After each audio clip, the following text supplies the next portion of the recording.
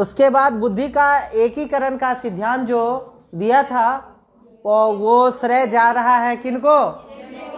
JP Guilford. और बुद्धि का एकीकरण कहें या यूं कहें बुद्धि का त्रिआयामी सिद्धांत।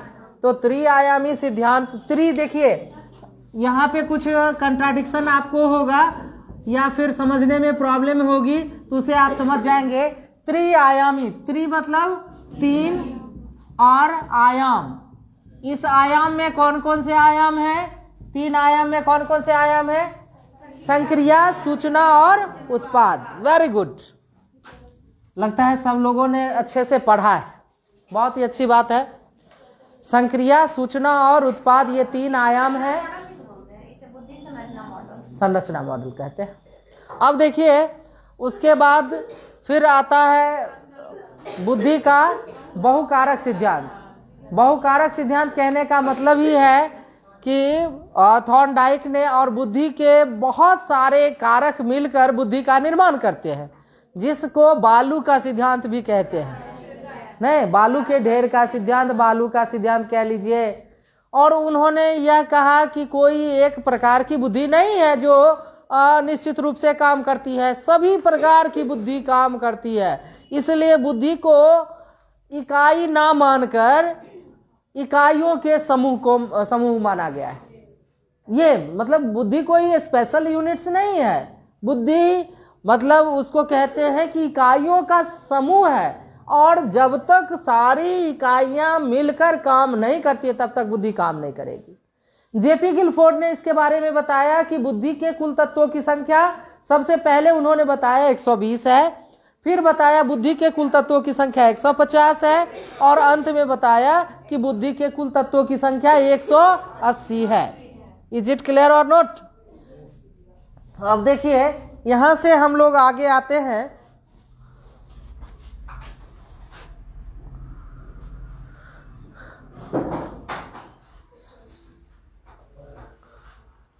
हाँ देखिए, बुद्धि का समूह तत्व सिद्धांत या समूह कारक सिद्धांत ये क्या कहता है कि इस सिद्धांत के प्रवर्तक थर्स्टन थे।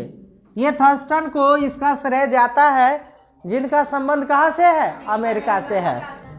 इन्होंने एक पुस्तक प्राइमरी मेंटल एबिलिटी लिखी है जिसमें बुद्धि के कुल 13 तत्वों के बारे में बताया। मतलब क्वेश्चन कभी कभी ऐसा पूछा जाता है, primary mental ability, who wrote the book primary mental ability, तो इसका श्रेय किसे जाता है? थर्स्टन को। क्योंकि जब हमने आपको एक फॉर्मूला बताया था उसमें थर्स्टन का भी जिक्र था। क्या था? बिना एसपी के गिल्लू थोड़े ही थरथराता है। तो थरथराना स्टैंड्स फॉर थर्स्टन, और थर्स्टन ने जो दिया है बुद्धि का कौन सा सिद्धांत दिया है? समूह कारक। बुद्धि समूह में काम करती है। और इस पुस्तक में उन्होंने बताया कि बुद्धि कुल 13 तत्वों का समूह है।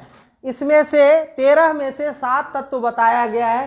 प्रेक्षण तत्व योग्यता, अंक योग्यता, शाब्दिक योग्यता, वाक्य योग्यता, देखिए स्मरण योग्यता, तार्किक योग्यता और अंत में है पर्यवेक्षण योग्यता। सबको अगर ऐड कर देते हैं तो वो हो जाती है बुद्धि, इंटेलिजेंस। इंटेलिजेंस निकालने का भी एक फॉर्मूला है, हम लोग उसे भी आज देखेंगे कैसे हम बुद्धि मतलब आईक्यू निकालते हैं। देखिए यहाँ पे हम लोग सिर्फ जानने के लिए जान लें, एसक्यू भी होता है, ईक्यू भी होता है, आईक्यू भी होता है। एसक्यू जो होता है सोशल क्वासेंट, सामाजिक लब्धि, समझे। उसके बाद ईक्यू हो गया इमोशनल लब्धि, जैसे बुद्धि लब्धि है वैसे सामाजिक लब्धि हो जाएगी। और फिर एक आ जाएगा इमोशनल, जिसको इमोशंस कहते हैं, सांवेगिक लब्धि। तो अलग अलग निकाला जाता है, लेकिन हमें पढ़ना सिर्फ है बुद्धि लब्धि के बारे में। तो यह बुद्धि लब्धि में इसका फॉर्मूला है, बुद्धि लब्धि IQ इज इक्वल टू होता है MA/CA × 100। Mental as upon chronological age into 100। अब देखिए मेंटल एज जो निकाला जाता है उसके तरीके अलग अलग हैं, लेकिन मेंटल एज जब हम निकालते हैं उससे पहले यह ध्यान देते हैं कि मेंटल एज में का जो क्राइटेरिया होता है वह पहले से फिक्स है कि बालक इस प्रश्न का उत्तर दे देता है तो उसके अनुसार हम कहेंगे कि बालक का मेंटल एज ये है। उसके लिए एक क्राइटेरिया फिक्स किया गया है, तो आपको उस क्राइटेरिया के बारे में अभी अध्ययन नहीं करना है, सिर्फ अध्ययन करना है कि एक बालक है जो 12 वर्ष का बालक है या 8 वर्ष का बालक है, 10 वर्ष का बालक है, जिसकी मानसिक बुद्धि इतनी है, मानसिक आयु इतनी है, तो उसकी बुद्धि लब्धि क्या होगी और बुद्धि की प्रकृति क्या होगी। जैसे कि आपको ज्ञात है टर्मन ने बुद्धि के बारे में बताया, बुद्धि लब्धि के सूत्र के बारे में बताया है। सबसे पहले स्टर्न का नाम आता है, स्टर्न का नाम आता है कि MA/CA × 100 देने का जो पूरा श्रेय जाता है वह स्टर्न को जाता है।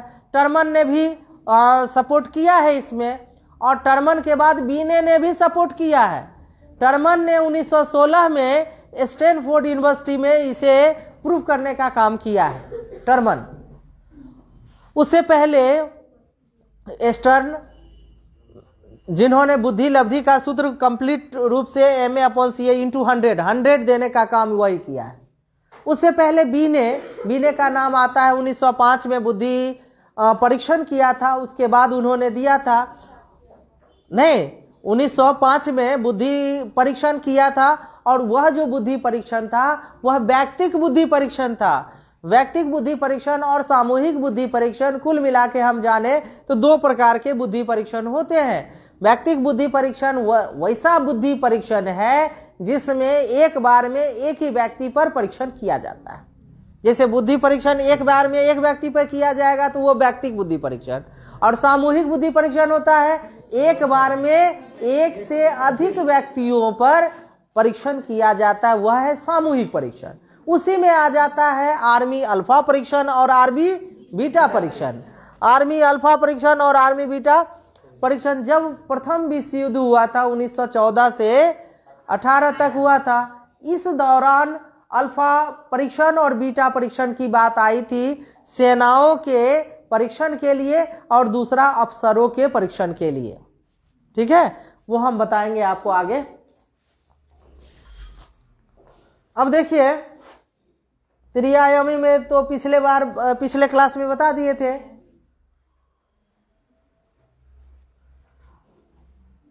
देखिए अन्य कौन कौन सा सिद्धांत है, तो बुद्धि का त्रितंत्र सिद्धांत, स्टैंड नहीं, यहाँ पे स्टेनबर्ग है, इसको सुधार कर लीजिएगा, स्टेनबर्ग है। ठोस और तरल बुद्धि का सिद्धांत कैटल, विकासात्मक बुद्धि का सिद्धांत जीन पियाजे, बुद्धि का क और ख का सिद्धांत है, पदानुक्रम बुद्धि का सिद्धांत बट और वर्णन, इसका दूसरा नाम भी है हेरारकिकल बुद्धि का हेरारकिकल सिद्धांत बट व वर्णन। उसके बाद लेवल 1 और लेवल 2 के सिद्धांत के प्रतिपादक कौन है, जॉनसन। इसको याद रखना है, सभी लोग इसे याद रखें। लाइए तो डस्टर लाइए।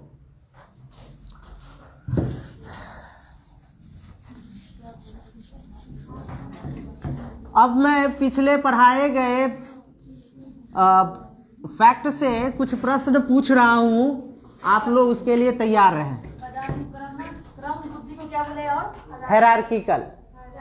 हेरारकिकल या फिर उसको सीढ़ी नुमा भी कह सकते हैं, हेरारकिकल को सीढ़ी नुमा कह सकते हैं, वर्गीकृत कह सकते हैं, या हेरारकिकल कह सकते हैं, या पदानुक्रमिक कह सकते हैं, कई नाम है।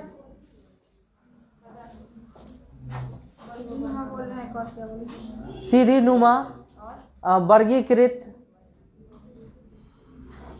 अब देखिए ये जरूर याद होना चाहिए, अब मैं किसी मतलब कम से कम 5-7 लोगों से मैं पूछूंगा कि बुद्धि का कौन सा सिद्धांत किसके द्वारा दिया गया है। सिर्फ मैं पूछूंगा, फटाफट सब लोग को तैयार रहना है, ज्यादा समय नहीं दूंगा। जैसे क्वेश्चन खत्म आपका आंसर आएगा। चलिए, तो मैं पहले चूज कर ले रहा हूं, उसके बाद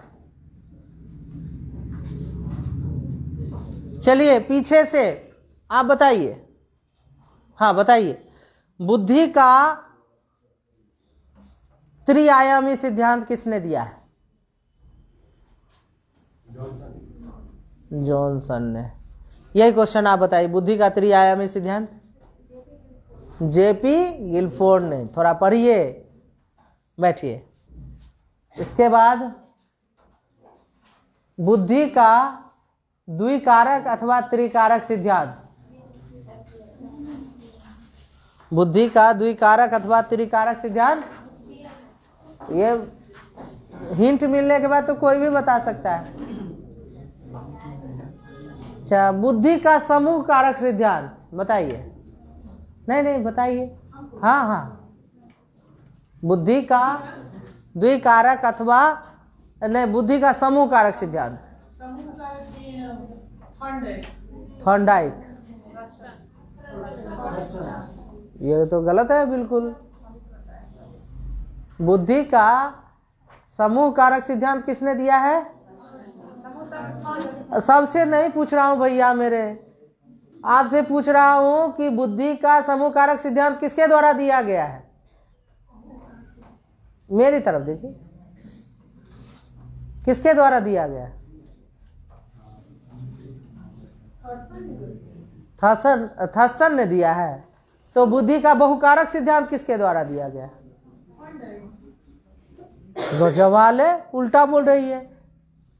अरे बुद्धि का समूह कारक सिद्धांत किसके द्वारा दिया गया? सही बोली थी, लेकिन ये बाद में कंफ्यूजन में आ गई। बैठिए, कंफ्यूज मत होइए, मेरा काम है, मैं कंफ्यूज कर दूंगा। आप सही मतलब अपने बात पे पूरी तरह से अडिग रहिए।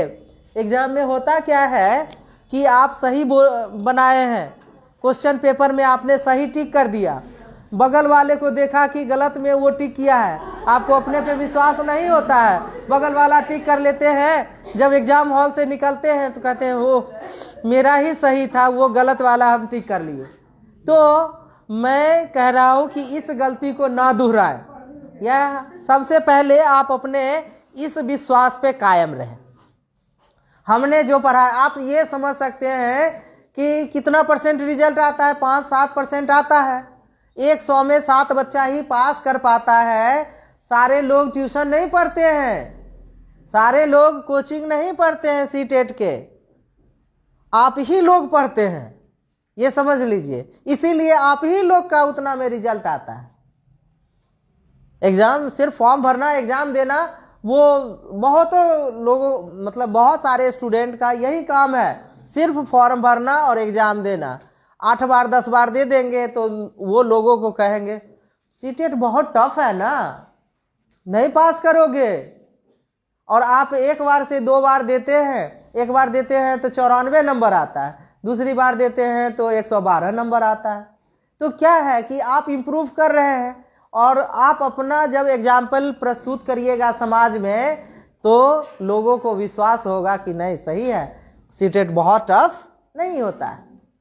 इसीलिए आपको सबसे पहले अपने ऊपर विश्वास होना चाहिए, अपने ऊपर विश्वास करिए। यहाँ देखिए कितना है फोटो, उसमें जाके देखिए, फिर ऑफिस में देखिए, बहुत सारा फोटोग्राफ्स है, इसी इंस्टीट्यूशन का है, आप देख सकते हैं। लेकिन क्या है, उस श्रेणी में अपना नाम लिखाने के लिए, फोटो छपवाने के लिए एक क्राइटेरिया है सीटेट पास करना। और उस सीटेट को पास करने के लिए आप लोग मेहनत में कोई कसर ना छोड़िए। थॉर्नडाइक का रूल 100% आपके दिमाग में होना चाहिए। तत्परता के साथ मेहनत करेंगे, अभ्यास करेंगे तो उसका प्रभाव अच्छा होगा। तत्परता नहीं होगी, अभ्यास नहीं होगा तो उसका प्रभाव शून्य होगा। कौमे नंबर तो नहीं रहेगा। नंबर आएगा। पूरा पढ़ लीजिए पहले, उसके बाद पहले पूरा पढ़िए। तो बुद्धि का जो लेवल 1 है, लेवल 2 है, इसका जो सिद्धांत है, इसके प्रतिपादक कौन है? जॉनसन है। अब बुद्धि मापन के सोपान देखिए, यहाँ पे अभी तुरंत बुद्धि मापन के सोपान के बारे में आपको बताया गया है। बुद्धि मापन के सोपान में बुद्धि लब्धि IQ is equal to MA/CA/100, यही है जो बार बार हम लोग इस पर चर्चा करते हैं। कॉपी में एक क्वेश्चन लिखिए तो सब लोग। एक बालक, एक 10 वर्ष का बालक, एक 10 वर्ष का बालक, क्रोनोलॉजिकल एज, क्रोनोलॉजिकल एज,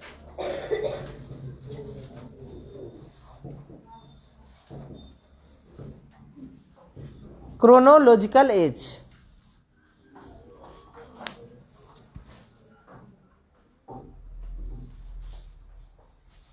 एक 10 वर्ष का बालक जिसकी मानसिक आयु, जिसकी मानसिक आयु 14 वर्ष है,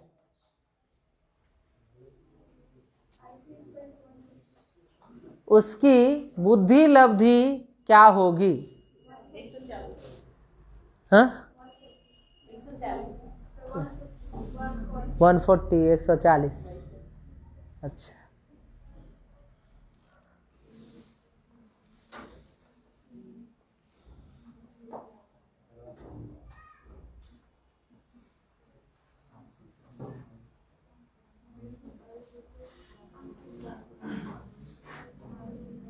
मेरा 140 किनका किनका आया है? अच्छा, इतने लोगों का सही है। जिनका 140 आया है सही है। हाँ, देख लिया, हाथ देख लिया। हाथ आप खड़े किए हैं तो मैंने आपका हाथ देखा है। सही है, 140 सही है। एक इसके आधार पे जिनका नहीं बना है, जिनके समझ में नहीं आता है वो पूछे,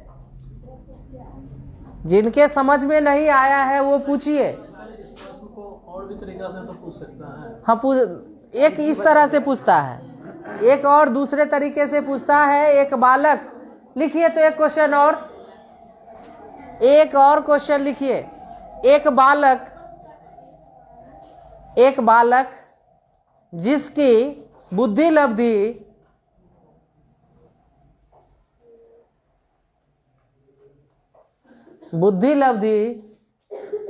118 है तथा उसकी मानसिक आयु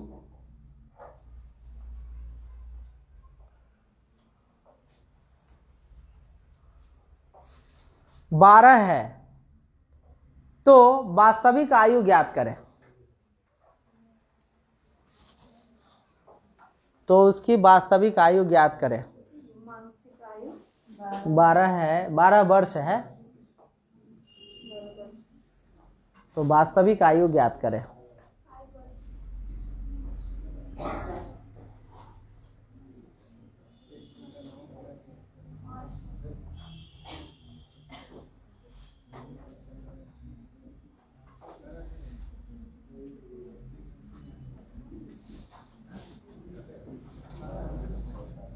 बनाइए, जल्दी से सॉल्व करिए।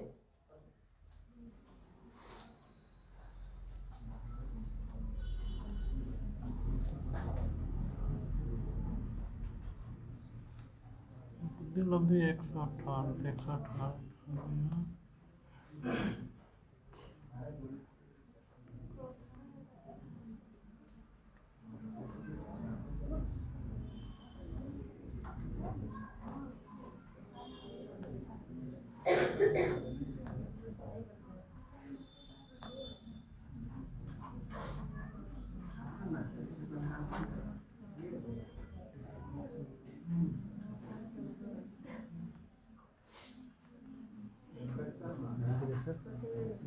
देखा सिर्फ कटेगा पॉइंट में आ जाएगा सर। 427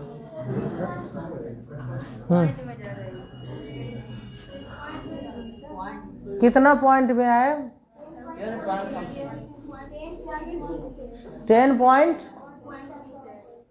10.16 अप्रोक्स। ये तो निश्चित है कि मानसिक आयु 12 है तो वास्तविक आयु कम होगी, ये तो निश्चित है, ये तो निश्चित है, तो पहले ही पता है वो बहुत ज़्यादा है नहीं कम होगा निश्चित। क्योंकि 100 से ज़्यादा जब होती है ये बुद्धि लब्धि 100 से ज़्यादा होगी तो आप 100% आंख मूंद के कहिएगा कि उसकी वास्तविक आयु मानसिक आयु से कम है। जब 100 से कम होता है, 100 से कम बुद्धि लब्धि होगी तो उसकी जो मानसिक आयु है वह वास्तविक आयु से कम है, ये निश्चित है। इसीलिए हम इसको पहले कंफर्म कर ले कि एक बालक है और उस बालक की जो सर बैटरी लो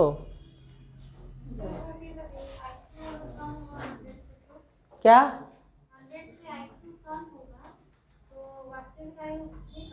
नहीं, 100 से IQ जब कम होगा ना तो मानसिक आयु वास्तविक आयु से कम होगी। ये देखिए ना, वो हम आपको कंट्राडिक्शन बता दे रहे हैं।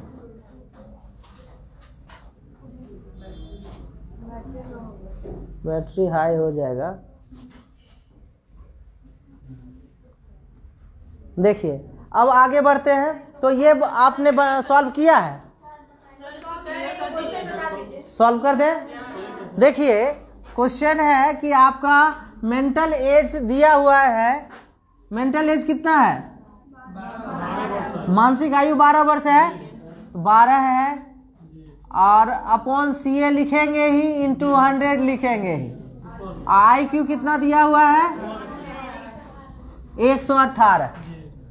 अब देखिए बाय क्रॉस मल्टीप्लिकेशन का काम करेंगे। 118 CA is equal to 1200। Therefore CA is equal to 1200 upon 118। 2 से कैंसिल करिए, 600, 2 5 जा 2 9 जा, तो 600 अपॉन 59।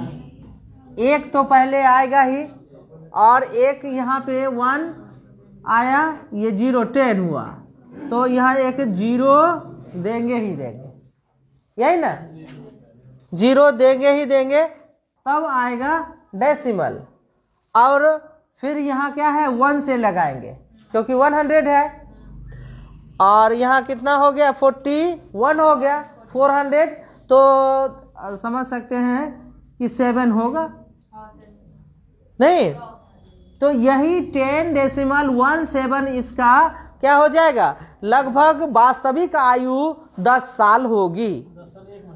10 साल 1 महीना ना कहिए 10 साल 10.17 है, लगभग 10 साल कहिए ना, क्योंकि 5 से ज़्यादा अगर डेसिबल में होगा तो कहते हैं 11 साल लगभग, इसीलिए 10 साल इसकी वास्तविक आयु होगी। क्लियर है? एक इसी पे क्वेश्चन और देते हैं, एक क्वेश्चन इस पे लिखिए।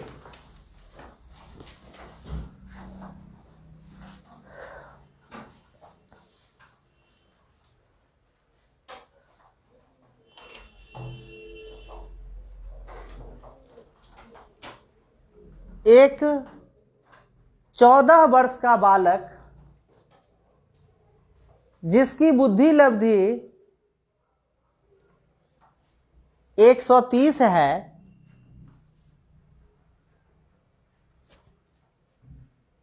वास्तविक आयु मानसिक आयु ज्ञात करें। 130 है, मानसिक आयु ज्ञात करें।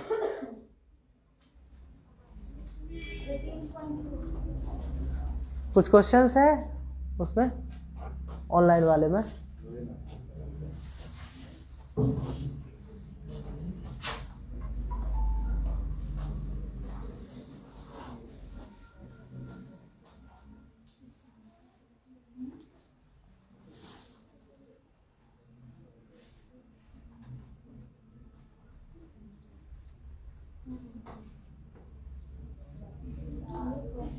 कितना हुआ बताइए, कितना?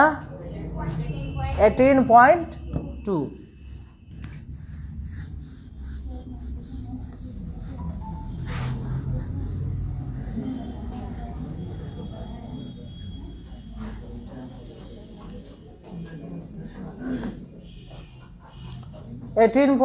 सब लोगों का आ गया है आंसर क्या?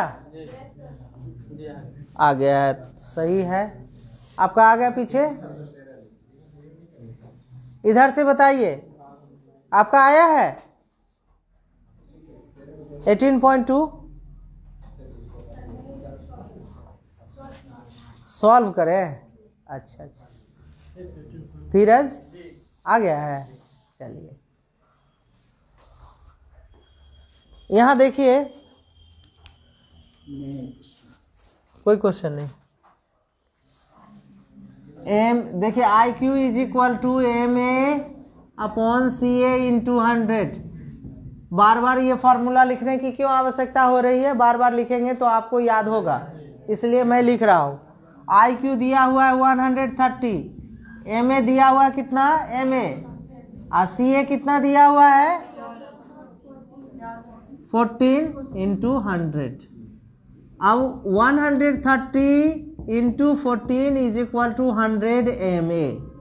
Therefore M A is equal to 130 into 14 upon 100। 0 0 gone. 13 into 14 upon 10। 13 14 को मल्टीप्लाई करेंगे तो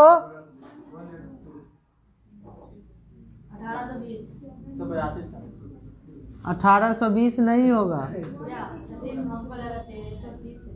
18.2, मतलब लगभग 18 वर्ष जो है इसकी आयु होगी। वो कौन सी आयु? मानसिक आयु। समझ में बात आई?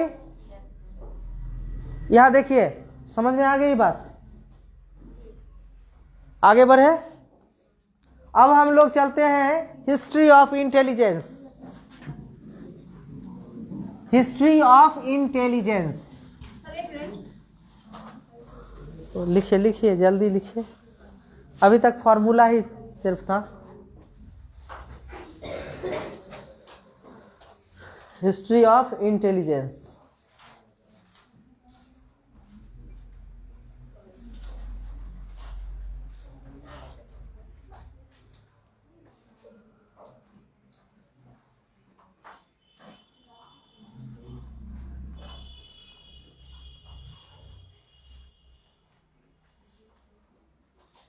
लिख लिए?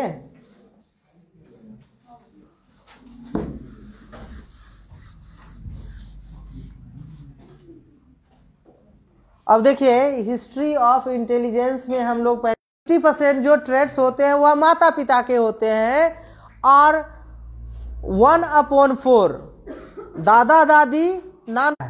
तो इस पे कंफ्यूजन नहीं होना चाहिए। मानसिक परीक्षण शब्द का प्रयोग मतलब देखिए, मानसिक आयु शब्द का प्रथम प्रयोग अल्फ्रेड बीने ने 1908 में किया। मानसिक आयु का सर्वप्रथम स्टर्न व कुलहमान को बुद्धि लब्धि का सुझाव देते हुए सन 1912 में बुद्धि लब्धि का सूत्र दिया था। और आपको यह भी पता होगा कि बीने की मृत्यु 1911 में हो गई। बीने की मृत्यु जो है 1911 में हो गई थी। आप ये समझ सकते हैं। स्टर्न और कुलहमान ने बुद्धि का सुझाव देते हुए 1912 में बुद्धि लब्धि का सूत्र पूरी तरह से दिया था। सबसे पहला बुद्धि लब्धि का सूत्र देने का अगर काम है तो वह है किसके द्वारा? स्टर्न नाम अगर ना हो तो दीजिएगा टर्मन। अगर टर्मन भी नाम ना हो तो बीने दीजिएगा, ठीक है। अगर तीनों हो तो सबसे पहला स्टर्न को दीजिएगा, क्योंकि ये स्टर्न वाला पूछा हुआ क्वेश्चन है। 2019 में पूछा है ये क्वेश्चन, और उससे पहले भी पूछा है, लेकिन स्टर्न वाला जो क्वेश्चन है 2019 में पूछा है। अब आगे बढ़ते हैं। I Q is equal to M A upon C A into 100।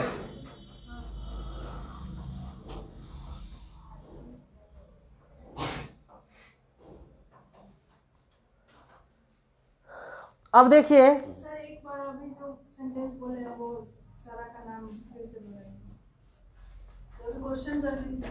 हाँ सर, स्टर्न, उसके बाद टर्मन, बीने,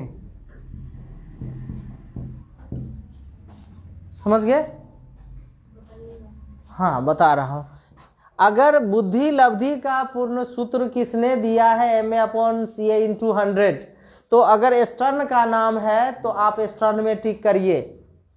अगर स्टर्न का नाम नहीं दिया हुआ है, टर्मन और बीने का नाम दिया हुआ है तो टर्मन का नाम दीजिए। अगर ये भी ऑप्शन में नहीं हो तो बीने का दीजिए, समझे? अगर तीनों का है तो स्टर्न का नाम दीजिए, ठीक है? अब देखिए, मानसिक परीक्षण शब्द का सर्वप्रथम, देखिए ये बीने ने 1908 में किया था, तो 8 को लिखा गया है 60, इसको काट के सही कर लीजिए 8। जैसे होता है ना कि टाइपिंग एरर आता है, उसको सही कर लीजिए, 1960 नहीं 1908 है, उसको सही कर लीजिएगा। बुद्धि लब्धि शब्द का सर्वप्रथम प्रयोग टर्मन ने किया। सबसे पहले बुद्धि परीक्षण का इतिहास में आते हैं। कोई कंफ्यूजन हो, कुछ दिक्कत हो तो you may ask freely without any hesitation. 8 लिखा कहाँ? यहाँ तो 60 लिखा हुआ है, 8 कहाँ है भाई? 60 लिखा है ना, उसको काट के 8 बना लीजिए। 60 लिखा जहाँ है ना, उसको काट के 8 बना लीजिए, वो टाइपिंग एरर है।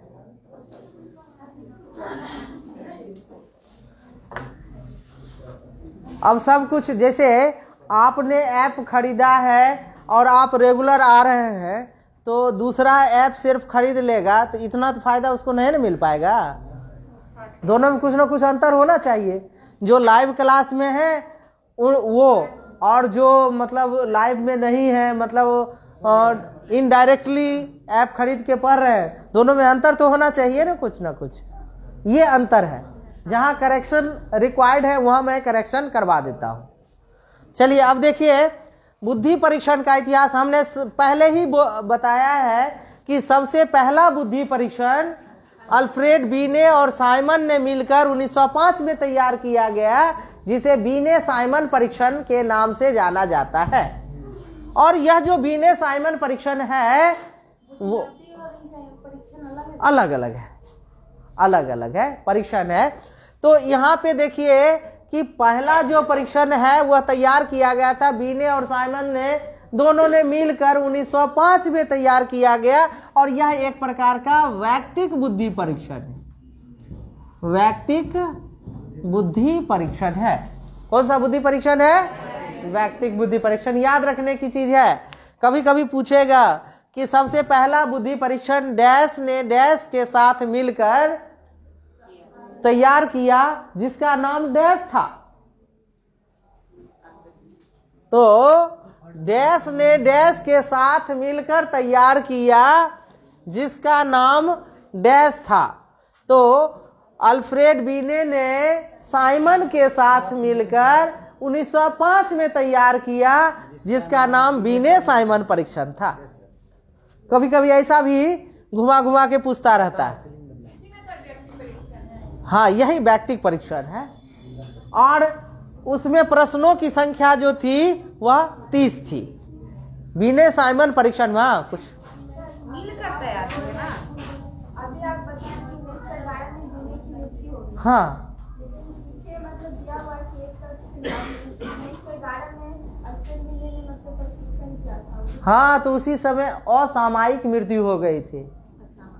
असामयिक, जैसे हम लोग इनकी भी बात करते हैं, 34-38 वर्ष की आयु में वाइगोत्स्की की मृत्यु हो गई, समझे? तो असामयिक मृत्यु कभी भी किसी की हो सकती है, ऐसा कुछ नहीं है। डेट नहीं दिया गया। हाँ, असामयिक कहने का मतलब है समय से पहले और अचानक हो गई। आगे देखिए, तो अल्फ्रेड बीने और साइमन ने मिलकर जिसे तैयार किया है वो व्यक्तिक परीक्षण, उसमें प्रश्नों की संख्या कुल कितनी थी? 30 थी। और 30 प्रश्न जो थे, देखिए आपको हम व्यक्तिक परीक्षण भी बताएंगे, तो उसमें परीक्षण थोड़ा सा व्यक्तिगत परीक्षण के बारे में हम लोग इसमें बात कर ले। एक होता है TAT, दूसरा BAT नहीं CAT, TAT, CAT और SCT और IBT।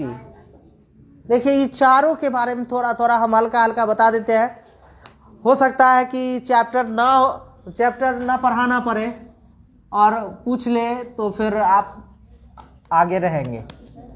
IBT, देखिए TAT जिसको हिंदी में कहते हैं, मतलब इसका फुल फॉर्म जानिए, thematic apperception test.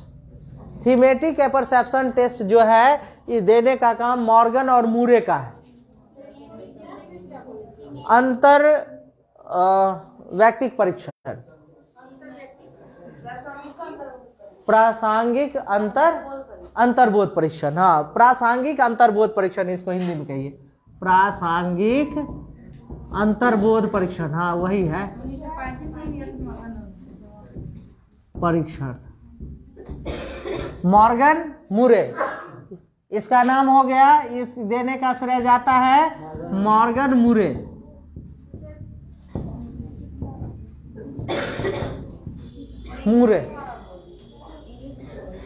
Thematic apperception test, thematic apperception test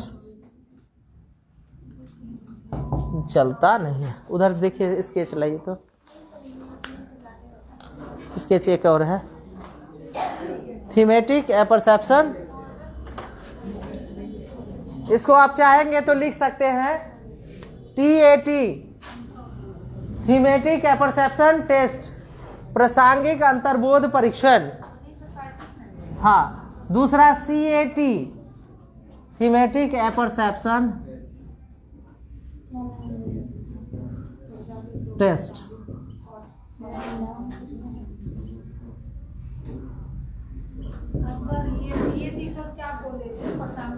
अंतर्बोध परीक्षण, प्रासंगिक अंतर्बोध परीक्षण थोड़ा सा लंबा बताना पड़ेगा। चित्र दिया जाता है, चित्र के आधार पे सबको। मॉर्गन और मूरे उन्होंने दिया है, मॉर्गन और मूरे, मॉर्गन व मूरे। उसके बाद देखिए दूसरा है child apperception test, CAT, child apperception test. ये चाइल्ड एपरसेप्शन टेस्ट लियोपोल्ड बैलक,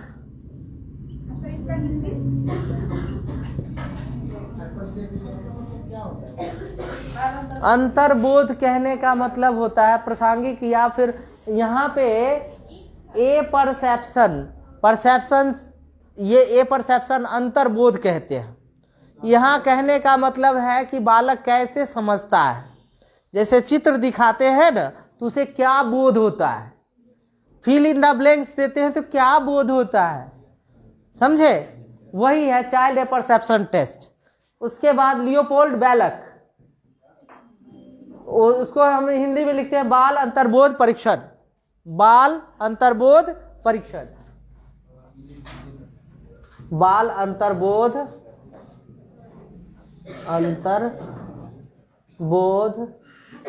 परीक्षण।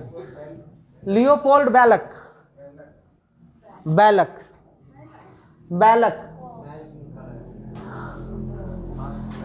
उसके बाद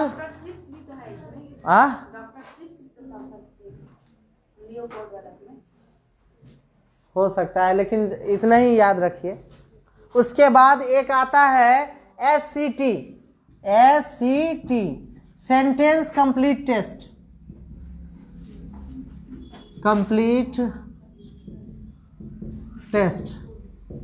जिसको हम लोग कहते हैं हिंदी में वाक्य पूर्ति परीक्षण। और इसे देने का काम किया है पाइन व टेंडलर। पूर्ति परीक्षण, पाइन व टेंडलर। और एक है IBT, ink blot test, ink blot test, जिसका श्रेय जाता है हरमन रोडसा, हरमन रोडसा। कभी कभी इसका नाम होता है रोडसा स्याही धब्बा परीक्षण, रोडसा स्याही धब्बा परीक्षण, रोडसा इंक ब्लॉट टेस्ट, ब्लॉट वही स्याही धब्बा, हाँ धब्बा, स्याही धब्बा परीक्षण, इंक ब्लॉट टेस्ट, हरमन रोडसा। या इसका दूसरा नाम है, इस पूरे परीक्षण का नाम है रोडसा स्याही धब्बा परीक्षण, रोडसा स्याही धब्बा परीक्षण।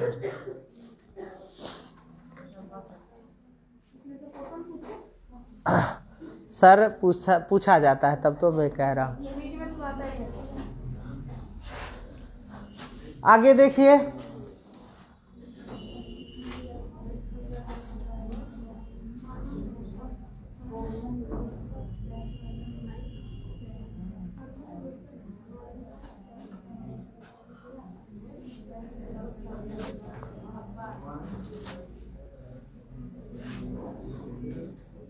चलिए आगे हम लोग देखें।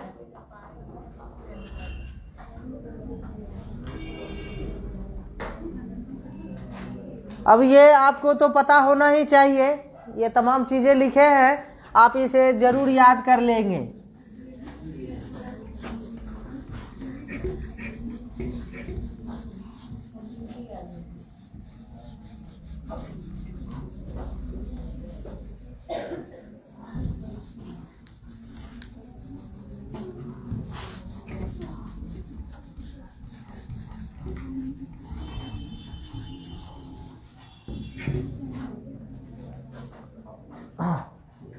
अब देखिए, पहला संशोधन 1908 में किया गया तथा दूसरा संशोधन 1911 में किया गया, जिसमें प्रश्नों की संख्या कुल कितनी थी? 59।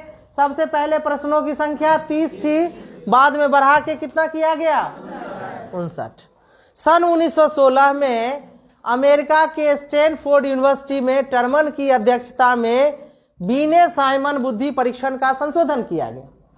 अब कहिएगा जो सर बीने साइमन 1916 भी लिखा हुआ है, उस परीक्षण का नाम था बीने साइमन परीक्षण, जिसका संशोधन 1916 में किया गया। कहाँ? स्टैनफोर्ड यूनिवर्सिटी में। किसके द्वारा?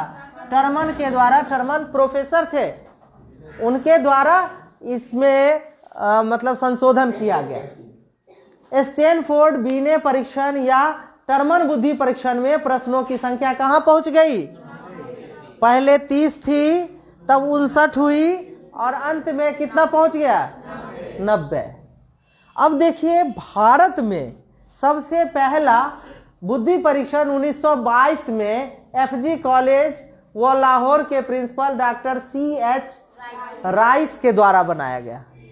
CH राइस भारत में पहले जो 1922 में लाहौर कहाँ था? भारत का अंग था,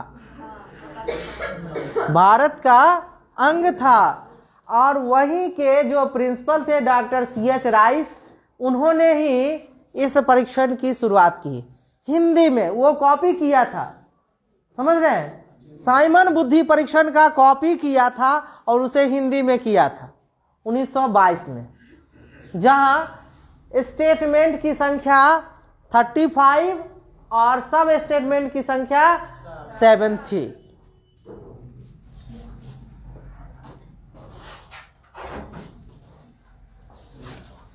भारत में CH राइस के अलावा पंडित लज्जा शंकर झा, सोहन लाल भाटिया, जलोटा आदि के द्वारा अनेक परीक्षणों का निर्माण हुआ। भारतीय बहुत कम ही थे, लेकिन ये नाम सुनिए, पंडित लज्जा शंकर झा, सोहन लाल भाटिया। भाटिया परीक्षण हम लोग जानते हैं, जलोटा परीक्षण हम लोग जानते हैं, समझे जी? नहीं, उतना नहीं टाइम है बाबू। वो बीएड के क्लास में आप रहते तो हम भाटिया परीक्षण बताते, वो लज्जा शंकर झा, पंडित लज्जा शंकर झा परीक्षण बताते, और हम आपको राम नरेश सिंह बुद्धि परीक्षण बताते। सर पूरा बता दो, एक लाइन में बता दीजिए ना। नहीं, बहुत समय लगेगा, इसलिए छोड़ दीजिए। और इसे पूछता भी नहीं है, जो नहीं पूछता है हम लोग इसकी चर्चा क्यों करें? पूछता नहीं है, पूछता तो फिर बताना ही था। और हम एक भी पॉइंट को स्किप नहीं करना चाहते हैं जो पूछने वाला है, समझे? इसलिए अब देखिए, बुद्धि परीक्षण को मुख्य रूप से दो भागों में बांटा गया है, जिसको मैंने पहले ही कहा है, व्यक्तिगत बुद्धि परीक्षण और सामूहिक बुद्धि परीक्षण। व्यक्तिगत बुद्धि परीक्षण में शाब्दिक बुद्धि परीक्षण और अशाब्दिक बुद्धि परीक्षण दोनों आते हैं। मतलब व्यक्तिगत जो बुद्धि परीक्षण होगा उसमें शाब्दिक भी आएगा और अशाब्दिक भी। शाब्दिक कहने का मतलब क्या है कि स्टेटमेंट के रूप में कुछ बोल सकता है, नहीं। अशाब्दिक कहने का मतलब है कि ये बस वही सिंबॉलिक चलेगा। जैसे आप शाब्दिक और अशाब्दिक में सांकेतिक बुद्धि परीक्षण के बारे में आप कालिदास का नाम सुने ही होंगे। कालिदास का नाम सुने होंगे।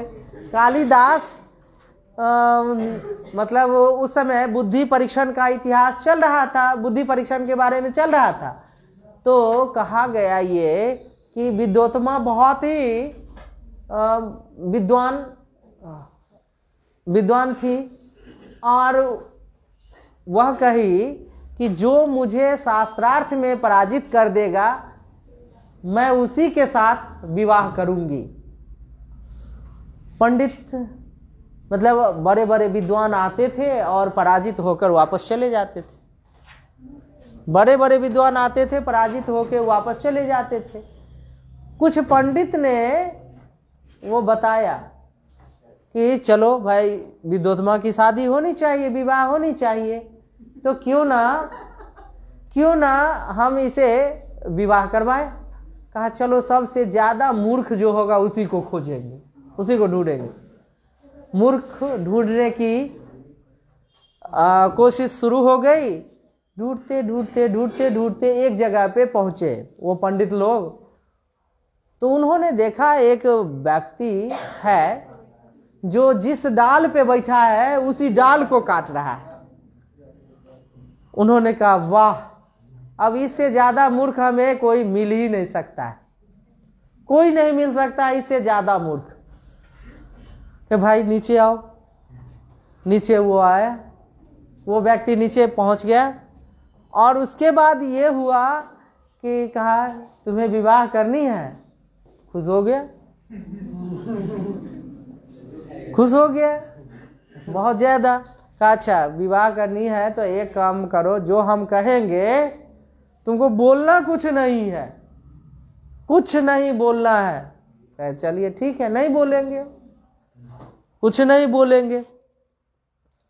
वहां गए तो कालिदास के बारे में कहा गया, ये बोलता, आपके प्रश्नों का उत्तर यह सांकेतिक दे सकता है, वो बोल के नहीं दे सकता, सांकेतिक दे सकता है। वहां पे पंडित जो थे वह विद्वान थे और विद्योत्मा भी विद्वान थी। वो एक उंगली दिखाई। कालिदास समझे कि मेरा एक आंख निकाल लेगी, तो हम दोनों आंख दिखाते हैं, दोनों उंगली दिखाते हैं। कालिदास का सोचना चिंतन अलग था। विद्वान ने क्या बनाए, ईश्वर एक होते हैं। विद्योत्मा का क्वेश्चन था ईश्वर एक होते हैं। कालिदास उसे कहे कि ईश्वर एक नहीं, दो होते हैं, आत्मा और परमात्मा। चलिए वाह, इसमें पास, कालिदास पास हो गए। उसके बाद फिर दोबारा वो एक 5 उंगली ऐसे दिखाया। मतलब उस कहने का था कि हमारा जो शरीर है वह 5 तत्वों से मिलकर बना है, चित जल पावक गगन और समीरा। इतने 5 तत्वों से हमारा शरीर बना है। तो वो कालिदास समझे ये हमें थप्पड़ दिखा रही है, हम इसको मुक्का दिखाएं। अर्थात इसका क्या निकला, विद्वानों ने बनाया कि नहीं, यह 5 तत्वों से हमारा एक शरीर का निर्माण होता है। ये 5 है ना, इससे एक शरीर का निर्माण होता है। कालिदास, अब देखिए कालिदास का विवाह तो हो गया।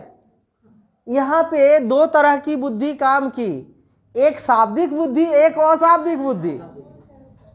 नहीं, सांकेतिक बुद्धि यहाँ पे काम की कि संकेत में ही हम एनालिसिस करेंगे, बोल के नहीं। सांकेतिक, अशाब्दिक में। अब देखिए यहाँ पे बोलना भी हुआ, मतलब बोले वो नहीं बोले, लेकिन जो आंसर मिलना चाहिए वो आ गया। तो ये एक प्रकार का बुद्धि परीक्षण है। और जो जिनकी बुद्धि उच्च कैटेगरी की होती है वही ऐसा चिंतन कर सकते हैं, अन्यथा सभी में इस प्रकार की चिंतन शैली नहीं होती है। आप जानेंगे 2 प्रकार के चिंतन की बात हम आपको बता दे रहे हैं, एक अभिसारी चिंतन और दूसरा अपसारी चिंतन। कई बार पूछा जाने वाला प्रश्न है, तो उसके बारे में थोड़ा सा मैं चर्चा कर दे रहा हूं। अभिसारी चिंतन देखिए, जिसमें कई चिंतन मिलकर एक चिंतन का निर्माण करते हैं। अभिसारी चिंतन, कई चिंतन मिलकर एक चिंतन का निर्माण करते हैं। जैसे हम कहेंगे कि फुटबॉल ग्राउंड में खेला जाए, तो ये बोलेंगी कि सर रेड फुटबॉल का यूज हो सकता है, ये बोलेगी ग्रीन फुटबॉल का यूज हो सकता है, वो बोलेंगी वाइट का हो सकता है, कोई ब्लैक का हो सकता है, कोई कुछ का हो सकता है। तो हम बाद में कंक्लूजन में निकालेंगे फुटबॉल है, किसी कलर का हो सकता है। मतलब हमारा अपना दिमाग काम किया ही नहीं, तो हम कैसे सृजनशील होंगे? हम सृजनशील हुए? हम सृजनशील नहीं हैं। हम सबसे पूछे, सब बताया, सबके आधार पे एक हम अपना लगा दिए, कुछ भी हो जाए। फुटबॉल का जो टाइम है वो 90 मिनट का ही होगा, एक बार 90 मिनट, फिर दूसरे बार 90 मिनट का होगा, मान लीजिए ये।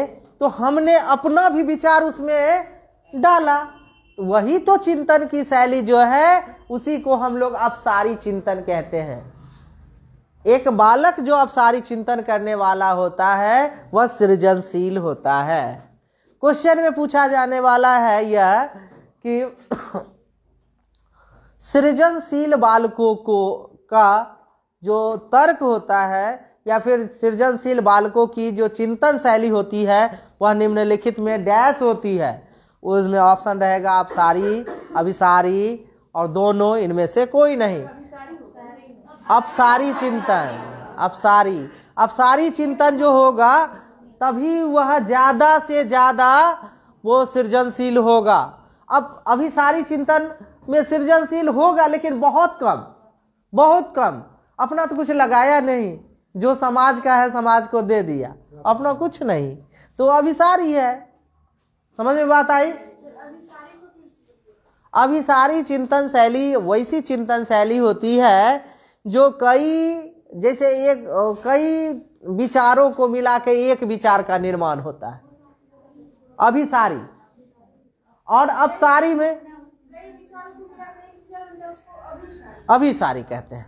जैसे एग्जाम्पल देखिए ना, ये कौन सा लेंस है? उत्तर लेंस। उत्तर लेंस को कौन सा लेंस कहते हैं? अभिसारी लेंस कहते हैं।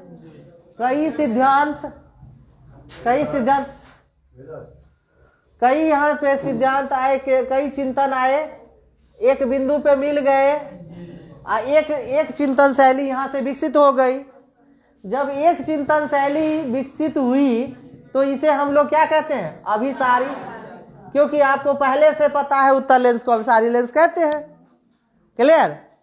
और अपसारी कहने का मतलब यहाँ देखिए ये है एक से कई चिंतन विकसित हो रहे हैं और अपना भी चिंतन इसी से विकसित हो गया, तो इसका मतलब है कि वह सृजनशील बालक है। और जब सृजनशील बालक होगा, 1 मिनट, जब सृजनशील बालक होगा तो हम यह कह सकते हैं कि बालकों का जो चिंतन शैली है वह अपसारी है। क्लियर? अब ये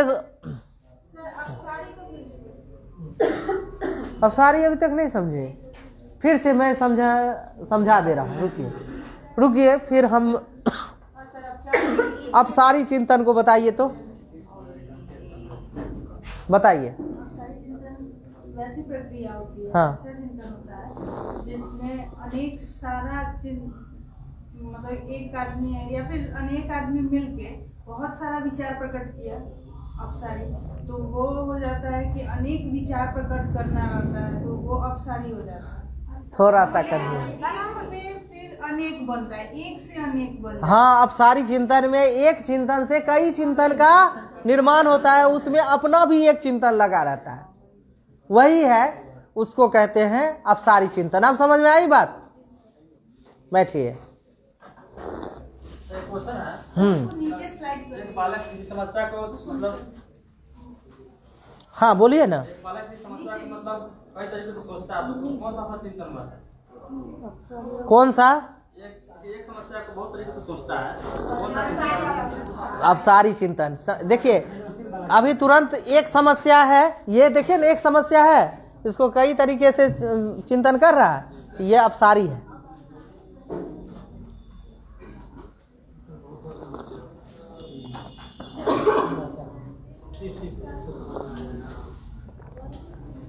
अब देखिए इसको थोड़ा पढ़ लीजिए, इसके बाद फिर हम चलते हैं।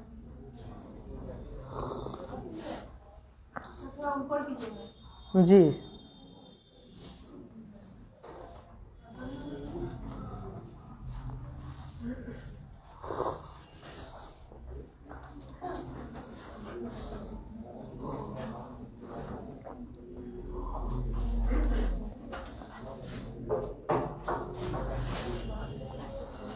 हाँ, देखिए यहाँ तक हम लोग व्यक्तिगत बुद्धि परीक्षण और सामूहिक बुद्धि परीक्षण, एक हम लोग और परीक्षण की बात करते हैं। आपने एक मूवी देखी होगी, इंडियन मूवी देखी है? इंडियन मूवी सब लोगों ने देखा होगा, इसमें कोई दो मत नहीं है। यहाँ ध्यान दीजिएगा। हेलो, क्या? हाँ वही हाँ हाँ। तो अब देखिए हम सबों ने एक मूवी देखी होगी, वो इंडियन मूवी में सामूहिक बुद्धि परीक्षण का बहुत बढ़िया एक यूज किया गया है। वो टेररिस्ट जो है वो मतलब फौज के ग्रुप में शामिल हो जाता है, और फौज के ग्रुप में जब शामिल होता है तो उसे पकड़ना बहुत मुश्किल है, क्योंकि सबको तो सब समझता नहीं है, मतलब वो जानता पहचानता नहीं है, कमांड देता है, और उस मतलब ग्रुप में शामिल होने के बाद वह उस गतिविधि को बढ़ावा देता। इसलिए क्या हुआ, पता चलता है, इसके जो कमांडेंट होते हैं उनको पता चलता है। कमांडेंट कहते हैं कि उसका एक मीटिंग अलग बुला के कहते हैं कि हमारे यहाँ ऐसा है कि कोई शामिल हुआ होगा या होने वाला है या हुआ है, तो कल का कमांड ये होगा, बाएं मुड़ अगर कहा जाएगा तो दाएं मुड़ जाना है, खड़ा होना है तो बैठ जाना है, बैठना है तो खड़े हो जाना है, मतलब उल्टा कमांड दिया जाएगा। वो जो टेररिस्ट था वह सीधा कमांड समझता था कि बाएं मुड़ना है तो बाएं मुड़ जाएगा, दाएं मुड़ना है दाएं मुड़ जाएगा, वो ये समझ रहा था। उसमें परीक्षण जो किया गया वह सामूहिक बुद्धि परीक्षण किया गया कि बाएं मुड़, बस अब दाएं मुड़ गया, फिर इसके बाद दूसरा कमांड दिया गया कि कोई मतलब पीछे मुड़ कहा गया या ऐसा, तो सारा लोग बैठ गया और वो एक टेररिस्ट अकेला खड़ा रहा, इससे पकड़ा गया कि यही टेररिस्ट है। तो यह एक बुद्धि परीक्षण है, यह एक बुद्धि परीक्षण है। और समूह में किया जाने वाला जो परीक्षण होता है वह सामूहिक बुद्धि परीक्षण। क्लासरूम में जो परीक्षण किया जाता है, सभी छात्रों पे किया जाता है, वह सामूहिक बुद्धि परीक्षण है। इंटरव्यू जब होता है वह व्यक्तिगत बुद्धि परीक्षण होता है। इंटरव्यू में क्या होता है, सबको एक के साथ नहीं बुलाया जाता है ना, रहिए, भीड़ लगा रहेगा। वो 4-5 लोग बैठे रहेंगे पैनल में, चाय कॉफी ये सब लेते रहेंगे। हाँ, एक कैज्यू नट उठाएंगे, ऐसे खाएंगे, उधर से आएगा। हाँ, तो आप बताइए कि आप क्यों इसमें शामिल होना चाहते हैं? वो एक क्वेश्चन पूछेगा, दूसरा, तीसरा, चौथा प्रश्न की झड़ी लगा देता है। वो क्या है? व्यक्तिगत बुद्धि परीक्षण है। और क्लासरूम में जो होने वाला परीक्षण है वह सामूहिक बुद्धि परीक्षण है। एक आदमी का अगर मैंने 4-5 आदमी मिलकर एक आदमी का परीक्षण करता हूँ, व्यक्तिगत एक आदमी का एक बार में एक व्यक्ति का जब परीक्षण होता है तो वह व्यक्तिगत बुद्धि परीक्षण है। और क्लास ले रहे हैं, क्वेश्चन किए, इसमें से बारी-बारी से एक करके खड़ा करवा कर सबसे आम मास में हम एक ही प्रश्न पूछे तो वह सामूहिक बुद्धि परीक्षण है। तब वो व्यक्तिगत होगा। जैसे हम कहेंगे आप खड़े हो जाइए, आप ही से ये प्रश्न है, तो वो व्यक्तिगत होगा।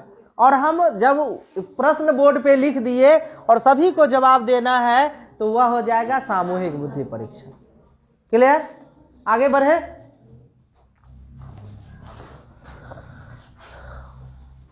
देखिए, व्यक्तिगत बुद्धि परीक्षण में शाब्दिक और अशाब्दिक दोनों होते हैं, सामूहिक में भी दोनों होते हैं। शाब्दिक परीक्षण ऐसे परीक्षण होते हैं जिनमें शब्दों का प्रयोग होता है, चाहे शब्दों को बोलकर या लिखकर होता है, तो वो शाब्दिक है। और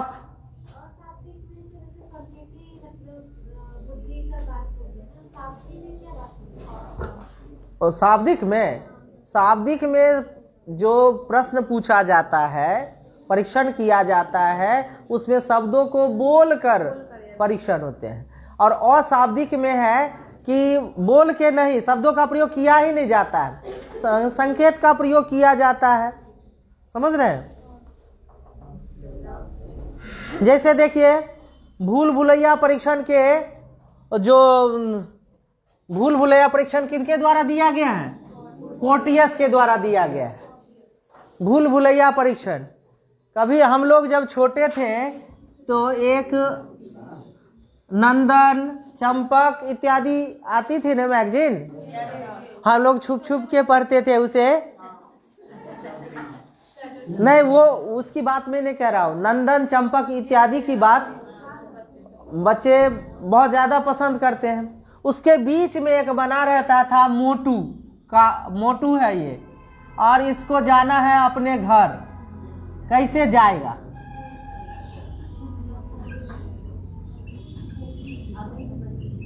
कैसे जाएगा, ऐसा बना रहता था ना। या एक तो इसी तरह का जो परीक्षण था, ये भूल भुलैया परीक्षण में ऐसा ही परीक्षण होता है। हाँ, भूल भुलैया, बिल्कुल बिल्कुल सांकेतिक कह लीजिए, अशाब्दिक कह लीजिए।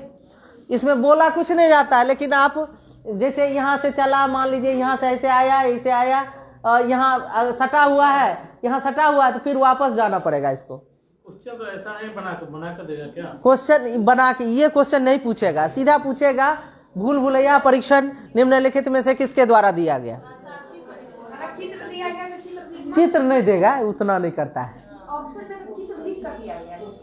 वो, एकदम नहीं देगा चित्र, उतना फुर्सत कहाँ है उसको देगा।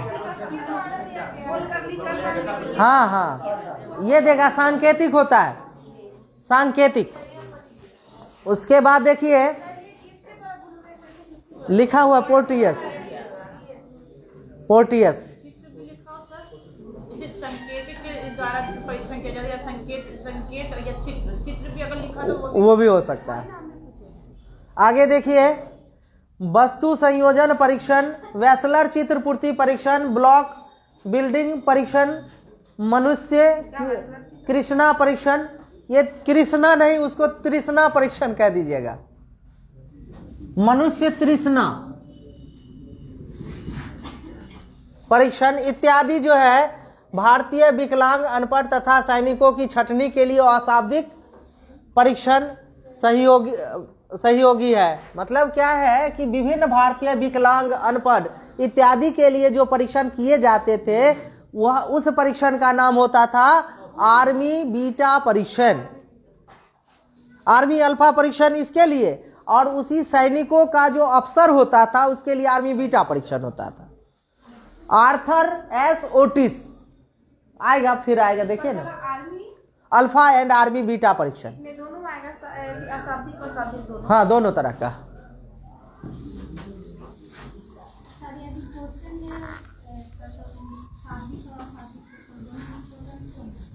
देखिए दोनों इम्पोर्टेंट है, किसी एक को ये 10th का एग्जाम वगैरह नहीं होता ऐसा जो सर ये 4 क्वेश्चन में से कौन सा आ सकता है, वो यहाँ नहीं है। यहाँ आपको ओवरऑल पढ़ना होता है और तब पूरा याद है तो उसमें से आपको टिक करना रहता है। देखिए अब सामूहिक शाब्दिक परीक्षण बता रहा हूँ। अल्फा आएगा, इसमें आएगा, मैंने उसे भी दिया है, इसमें आएगा। सामूहिक शाब्दिक परीक्षण वर्तमान समय में बहुत ही प्रचलित है। सामूहिक शाब्दिक परीक्षण बुद्धि मापन के लिए सर्वोच्च परीक्षण व्यक्तिगत शाब्दिक परीक्षण है। यह क्वेश्चन पूछा जाता है, बुद्धि मापन के लिए सर्वोच्च परीक्षण निम्नलिखित में से कौन सा है? तो व्यक्तिगत शाब्दिक परीक्षण। सर ऊपर वाला सब एक लाइन में जो दिया है उसको समझा दीजिए। छटनी करने के लिए जो किया जाता था, जैसे विकलांग है, ब्लॉक बिल्डिंग क्या लिखा है? ये परीक्षण है, परीक्षण का प्रकार है, ये परीक्षण का प्रकार है। बिल्डिंग ब्लॉक हम लोग अभी भी छोटे बच्चों को मॉल में ले जाते हैं और कहते हैं तो क्या खरीदता है, तो सेट करने वाला छोटा छोटा ब्लॉक होता है, उसको सेट करके घर बनाता है, बिल्डिंग बनाता है, वही है, वही परीक्षण है। जैसे छोटा छोटा बच्चा जोड़ के वो कार बना देता है।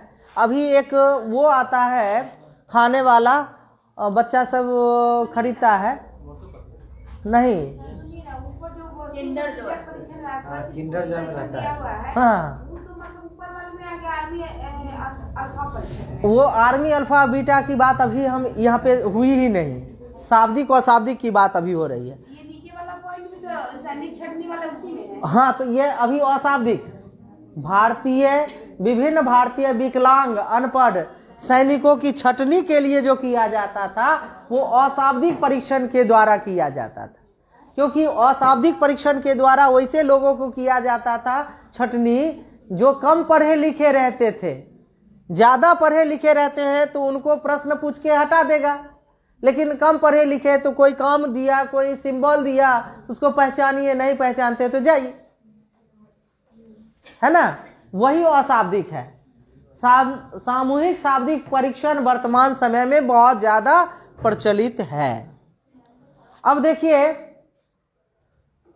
टर्मन ने अशाब्दिक परीक्षणों की आलोचना करते हुए शाब्दिक परीक्षणों को उचित ठहराया और कहा कि वह परीक्षण उचित परीक्षण नहीं होता जिसमें भाषा का प्रयोग ना हुआ हो। टर्मन ने कहा है शाब्दिक ही अच्छा है, अशाब्दिक का प्रयोग नहीं होना चाहिए। इसलिए नहीं होना चाहिए, वैसा परीक्षण किस काम का जिसमें शब्द का प्रयोग होता ही नहीं है। ये टर्मन इसको नहीं मानते। सबसे पहला व्यक्तिगत शाब्दिक बुद्धि परीक्षण फ्रांस में 1905 में बनाया गया, जिसका नाम था बीने साइमन बुद्धि परीक्षण। याद रहेगा, सबसे पहला जो व्यक्तिगत बुद्धि परीक्षण है, और वह भी कैसा, शाब्दिक बुद्धि परीक्षण। व्यक्तिगत शाब्दिक बुद्धि परीक्षण फ्रांस में बनाया गया, कब? 1905 में। फ्रांसिस, हाँ, गाल्टन भी थे। अब देखिए पोर्टियस ने अमेरिका में प्रथम विश्व युद्ध के समय सन 1917 में सैनिकों की छटनी करने के लिए 2 प्रकार के सामूहिक परीक्षणों का निर्माण किया। आर्मी अल्फा परीक्षण, सामूहिक शाब्दिक परीक्षण अधिकारियों के लिए, आर्मी बीटा परीक्षण, सामूहिक शाब्दिक परीक्षण सेना के अन्य कर्मचारियों के लिए। क्लियर हो गया? और आर्थर एस ओटिस, इसका जो आर्थर ओटिस,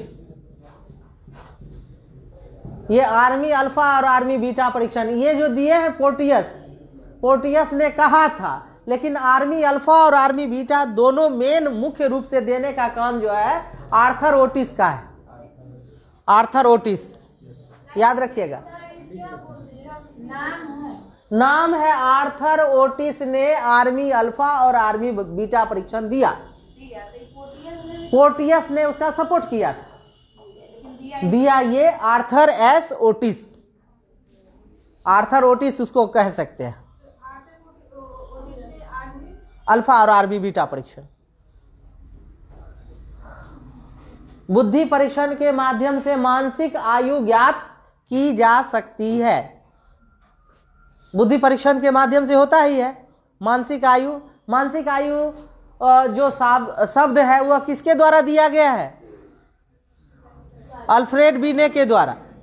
मानसिक आयु शब्द की पहली बार जो प्रयोग किया गया वह अल्फ्रेड बीने के द्वारा किया गया, और कब? 1908 में। वेसलर का बुद्धि परीक्षण। अब देखिए वेसलर ने जो बुद्धि परीक्षण दिया है उस बुद्धि परीक्षण को दो भागों में बांटा गया, एक WAIS और दूसरा है WISC।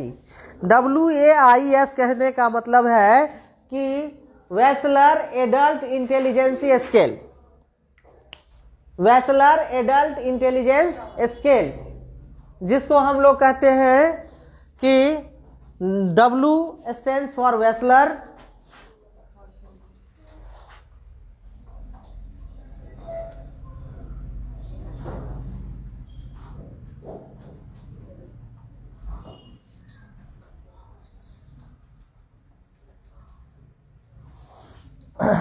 अब देखिए वेसलर ने दो प्रकार का दिया है, क्या है? एक WAIS और दूसरा है WISC। तो WAIS जो बनाया गया है वेसलर एडल्ट इंटेलिजेंसी स्केल, यह जो बनाया गया 16 वर्ष से लेकर 64 वर्ष तक के प्रौढ़ व्यक्तियों पर बनाया गया है, जबकि दूसरा है WISC 6 से लेकर 16 वर्ष तक के बच्चों पर, बालकों पर बनाया गया स्केल है।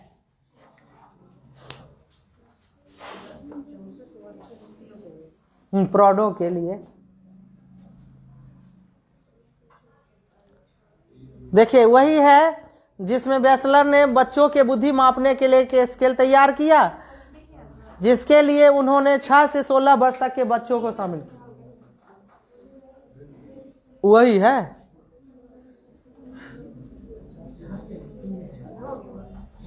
लिख लिए?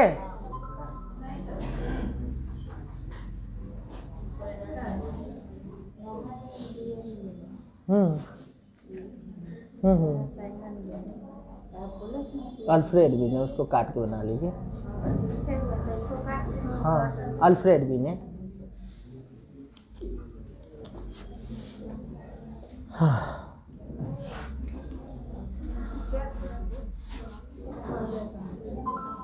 चलिए आगे देखिए, वो बच्चा लिखा था। अब देखिए यही बात है जिसमें वेसलर ने बच्चों की बुद्धि मापने के लिए जिस स्केल को तैयार किया उसके लिए उन्होंने 6 वर्ष से 16 वर्ष तक के बच्चों को शामिल किया, तथा वयस्कों के लिए, प्रौढ़ों के लिए जो स्केल निर्मित किया उसकी उम्र सीमा 16 वर्ष से 64 वर्ष तक निर्धारित की गई। कोई दिक्कत है यहाँ तक में?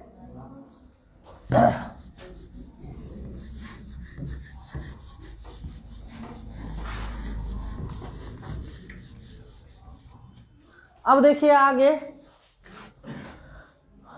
टर्मन ने सन 1916 में स्टैनफोर्ड बीने परीक्षण के समय बुद्धि लब्धि के वर्गीकरण की तालिका तैयार की जो निम्नलिखित है। अब देखिए बुद्धि परीक्षण की तालिका क्या दी? 140 से अधिक बुद्धि लब्धि वाले जो बालक होंगे वह प्रतिभाशाली बुद्धि के होंगे। ये जो आपका ये टेबल दिया हुआ है, इस टेबल को हर हाल में आपको याद रखना है हमेशा, ऑलवेज। हाँ टर्मन का है। टर्मन के अनुसार 140 से अधिक बुद्धि लब्धि होगी तो वो बालक प्रतिभाशाली बुद्धि के होंगे। दूसरा 120 से 140 तक रहेगा तो अति श्रेष्ठ बुद्धि वाले बालक होंगे। हाँ अति श्रेष्ठ। उसके बाद 110 से 120 श्रेष्ठ बुद्धि के बालक होंगे। 90 से 110। यही प्रश्न बहुतों बार पूछा है, बहुतों बार। सामान्य बुद्धि वाले जो बालक होंगे उनकी बुद्धि लब्धि 90 से 110 होती है। 80 से 90 जो बालक होंगे वह मंद बुद्धि के बालक होंगे। 70 से 80 क्षीण बुद्धि वाले बालक होंगे। क्षीण मतलब कमजोर। उसके बाद 70 से कम निश्चित कमजोर होगा, 100%। 50 से 70 अल्प बुद्धि।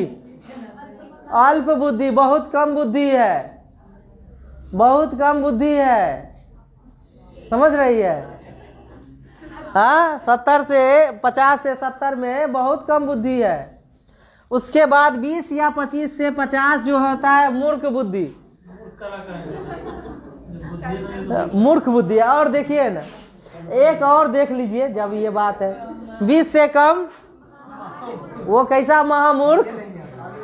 कालिदास वाला।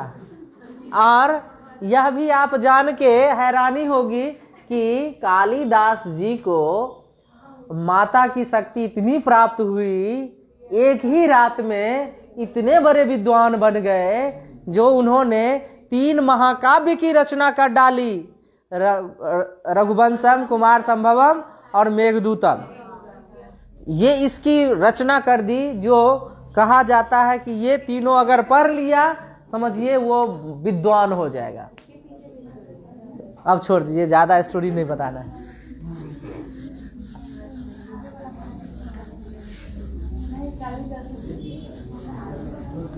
क्या है कि सब विद्वान हो जाएगा? अब बाद में, वो अभी हम कहानी नहीं बता सकते।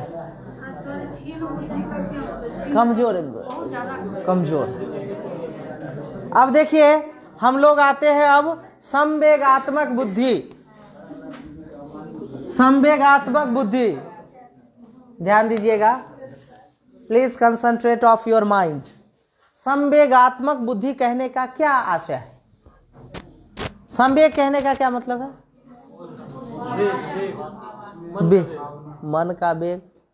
मन का वेग सही नहीं है। हाँ, कोई उत्तेजना बोला है। उत्तेजना की अवस्था है संवेग। संवेग उत्तेजना की अवस्था है। अब वही जो संवेगात्मक बुद्धि है, उत्तेजना जैसे ही उत्पन्न होती है। कैसे उत्तेजना उत्पन्न होती है?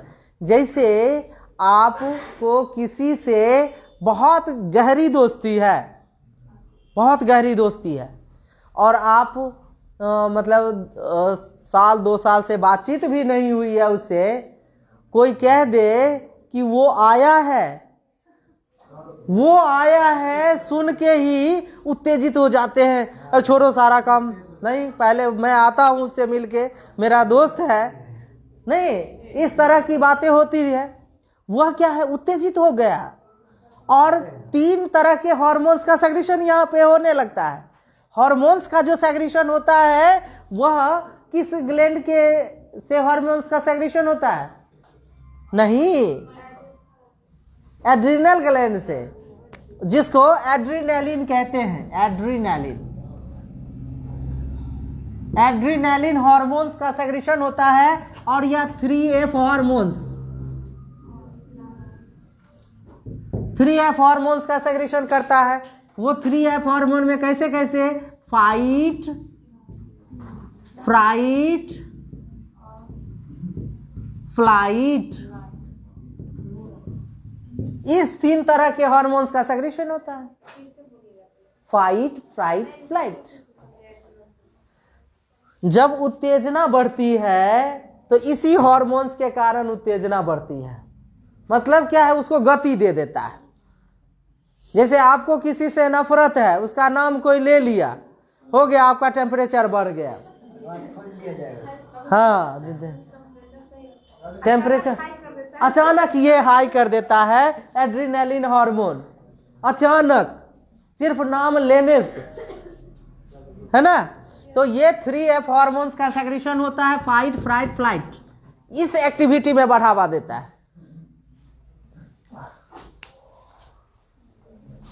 अब देखिए संवेगात्मक बुद्धि कहने का, ये तो हमने संवेग के बारे में बताया। देखिए, ऐसे ऐतिहासिक दृष्टिकोण से यदि देखा जाए तो संवेगात्मक बुद्धि शब्द का प्रयोग 1990 में दो American professor doctor John mayor और पीटर सेलो के द्वारा किया गया।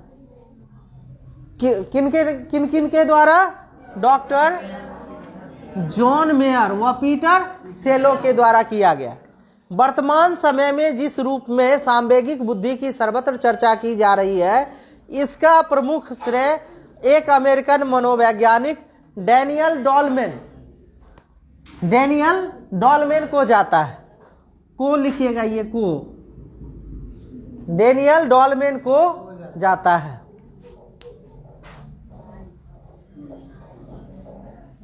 उन्होंने 1995 में 1995 यहाँ पे एक बात आई है। 1995 से मुझे दूसरी बातें याद आ गई, वो भी मैं बता दे रहा हूँ।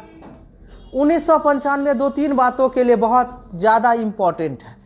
एक है 1995 में B.F. स्किनर ने अभिकर्मित अनुदेशन के बारे में बताया था। 1995 में एक और अधिनियम पारित हुआ, जिस अधिनियम का नाम रखा गया कि पोषण राष्ट्रीय पोषणिक योजना की शुरुआत 1995 में की गई। राष्ट्रीय पोषणिक योजना, हाँ MDM, बाद में चल के 2001 से मध्याह्न भोजन योजना के नाम से आया। राष्ट्रीय पोषणिक योजना।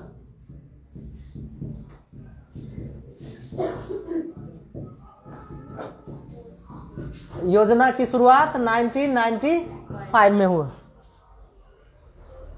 उसके बाद एक और है दूसरा, 1995 में ही B.F.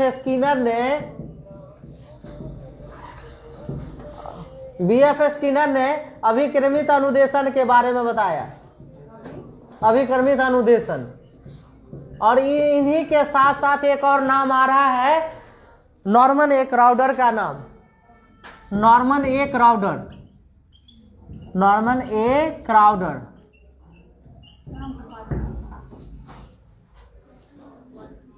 ये 1995 से सब संबंधित है। राष्ट्रीय पोषणिक योजना।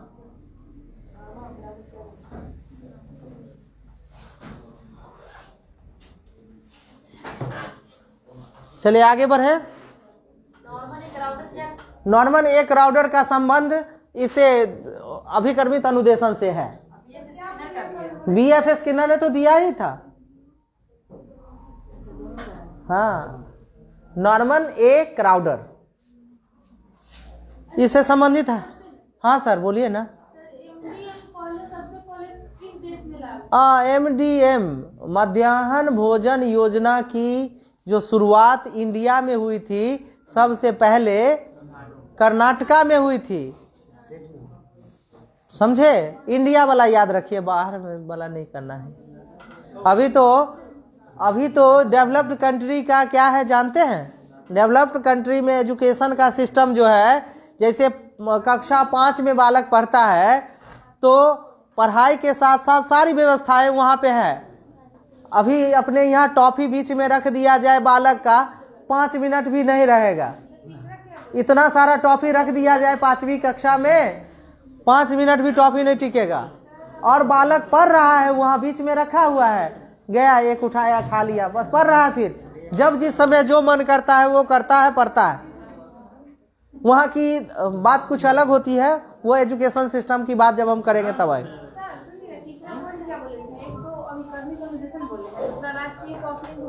हाँ, तीसरा अभी 1995 में नहीं बताए थे।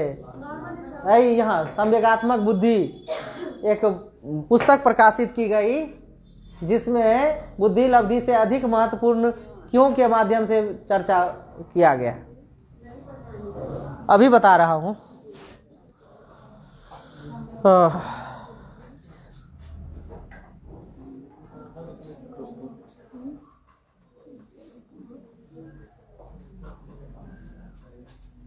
चलिए आगे देखते हैं हम लोग यहाँ से। 1995 में प्रकाशित अपनी पुस्तक संवेगात्मक बुद्धि लब्धि से अधिक महत्वपूर्ण क्यों के माध्यम से इसे चर्चा का विषय बनाया। उनमें किन्होंने? डेनियल डॉलमेन ने। डेनियल डॉलमेन ने 1995 में प्रकाशित अपनी पुस्तक संवेगात्मक बुद्धि लब्धि से अधिक क्यों महत्वपूर्ण है, इसके लिए उन्होंने चर्चा का विषय बनाया है। उसके बाद संवेगात्मक बुद्धि से तात्पर्य नॉर्मन कौन? ये Daniel Dolmen. Daniel Dolmen name थोड़ा सा ट्विस्ट है, ये मैं मान रहा हूं, लेकिन आप ही नेम याद रखेंगे। इस बात को भी 100% आप दिमाग में बैठा लीजिए। एक में स्टेटमेंट एक तो नियम जी। इसी को मैं कंफ्यूजन हूं, ताकि याद नहीं रहता है। याद रहेगा। अब देखिए, संवेगात्मक बुद्धि से तात्पर्य अपनी तथा दूसरों की भावनाओं को जानने, समझने तथा उनका उचित प्रबंधन करने से है। मतलब संवेगात्मक बुद्धि, जिसकी संवेगात्मक बुद्धि संतुलित होगी वो एक अच्छा मैनेजर होगा, वो अच्छा बिजनेसमैन होगा, वो अच्छा शिक्षक होगा, वो अच्छा छात्र होगा। मतलब सभी क्षेत्रों में वह सफलता हासिल कर सकता है। बस संवेगात्मक बुद्धि उसकी संतुलित होनी चाहिए। संवेगात्मक बुद्धि संतुलित नहीं है तो क्या होगा? हम मान लीजिए आपका एक एग्जाम्पल हम दे रहे हैं, आप तुरंत उठे गुस्से में, सर मेरा एग्जाम्पल ही क्यों, दूसरे का क्यों नहीं देते हैं? I mean कि आपकी संवेगात्मक बुद्धि संतुलित नहीं है। समझ रहे हैं? या फिर ऐसा होता है अब मान लीजिए उम्र आपकी ज़्यादा हो गई है, आप तो किशोरावस्था में नहीं है, इस बात को मान ही रहे हैं, 100% मान रहे हैं, तब भी किशोरावस्था का कुछ लक्षण आप में है, तब भी किशोरावस्था का कुछ लक्षण है। समझिए आपकी संवेगात्मक बुद्धि संतुलित नहीं है। बात समझ रहे हैं ना? आप ये किशोरावस्था की उम्र से ऊपर निश्चित रूप से है। कहिए तो मैं एक एक करके बता दूं। क्या? इसलिए कि आपने बीएड किया है। बीएड किया है तो कोई भी बीएड किया हुआ जो छात्र होगा वो 21 साल से कम हो ही नहीं सकता। कम से कम होगा, कम से कम बीएड किया हुआ 21 नहीं, मैं उसको 23 कह रहा हूँ। 21 ग्रेजुएशन है और 2 साल कम से कम ऐसा होगा तो 23-24 तक वो पहुंच ही जाएगा। फिर भी किशोरावस्था का गुण है तो समझ सकते हैं उसकी बुद्धि, संवेगिक बुद्धि संतुलित नहीं है और जीवन में वह सफलता हासिल नहीं कर सकता है। सफलता हासिल करने के लिए उसे संवेगात्मक बुद्धि में संतुलित होना आवश्यक है। समझ सकते हैं? और ज्यादा हमको समझाने की आवश्यकता नहीं है, आप सभी समझदार हैं। अब देखिए संवेगात्मक बुद्धि की उपयोगिता क्या है। कोई व्यक्ति जीवन में कितना सफल हो सकता है इसकी भविष्यवाणी संवेगात्मक बुद्धि द्वारा की जा सकती है। अभी तुरंत चर्चा हमने किया है। जीवन को सुखमय व शांति प्रिय बनाने में संवेगात्मक बुद्धि योगदान करती है ना? जैसे यह हर क्षेत्रों में संवेगात्मक बुद्धि का उपयोग होता है। अब जैसे घर में ही ले लीजिए, एग्जाम्पल ले लीजिए कि घर में हस्बैंड बहुत मतलब बाहर से थक के काम करके आए और उन्होंने कहा चाय बनेगी, इधर से सुनने को आया चाय हुई ना मिलेगी। अब उसमें क्या हुआ, वो गुस्से में एकदम पूरे गुस्से में आ गए। अर्थात क्या है, सांवेगिक बुद्धि संतुलित नहीं है। हो सकता है बच्चों के दबाव में ये बोली हो सकता है बच्चों के द्वारा मतलब वो ज्यादा परेशान है इसलिए बोली हो। नहीं, हम उसकी चर्चा ना करेंगे। तो कुल मिला के ये देखा जाए तो सांवेगिक बुद्धि संतुलित नहीं है। सांवेगिक बुद्धि संतुलित नहीं होने से वो जो जीवन को सुखमय और शांतिपूर्वक तो बनाया ही नहीं जा सकता। देखिए विद्यार्थी जीवन में मिलने वाली सफलता के पीछे भी संवेगात्मक बुद्धि का योगदान होता है। विद्यार्थी जीवन में भी एकदम ये चाहिए ही चाहिए, सांवेगिक बुद्धि या संवेगात्मक बुद्धि का योगदान होता है।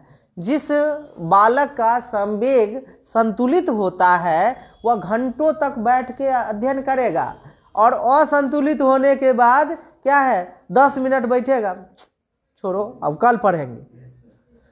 कल आया तो कल चले गए पार्टी में, ओह आज थक गए हैं अब कल से पढ़ेंगे। अरे कल जीवन भर कल नहीं आएगा।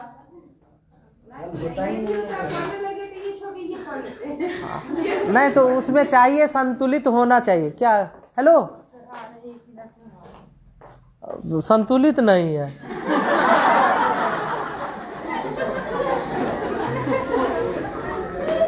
चलिए आगे देखिए, संबंधों में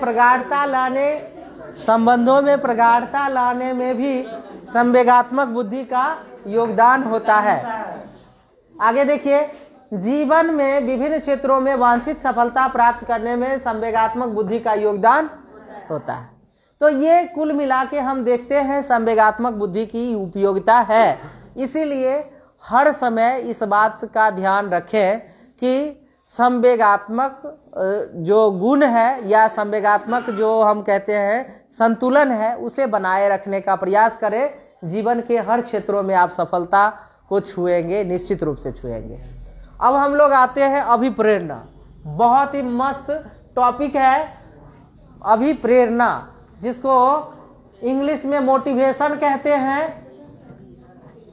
मोटिवेशन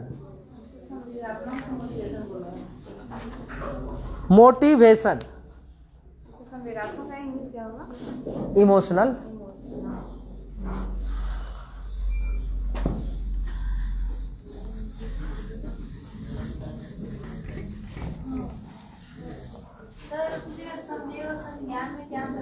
संवेग और संज्ञान में बहुत अंतर है, बहुत अंतर है।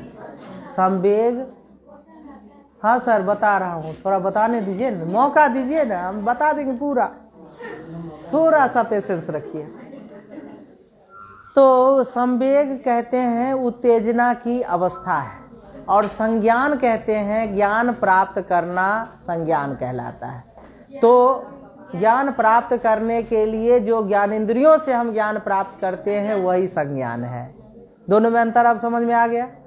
उत्तेजना की अवस्था है तो बालक कैसे उत्तेजित होता है, उसके पीछे विलियम मैकडूगल ने मूल प्रवृत्तियों को शामिल किया, और उन्होंने कहा कि 14 मूल प्रवृत्तियां, इसकी चर्चा अभी हम करेंगे।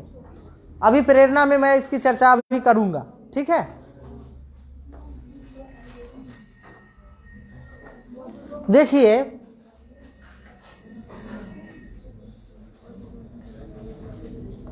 अभी प्रेरणा की बात हम लोग करेंगे। किसी को नींद भी आ रही है या पढ़ने में मन ना लग रहा हो तो बताइए।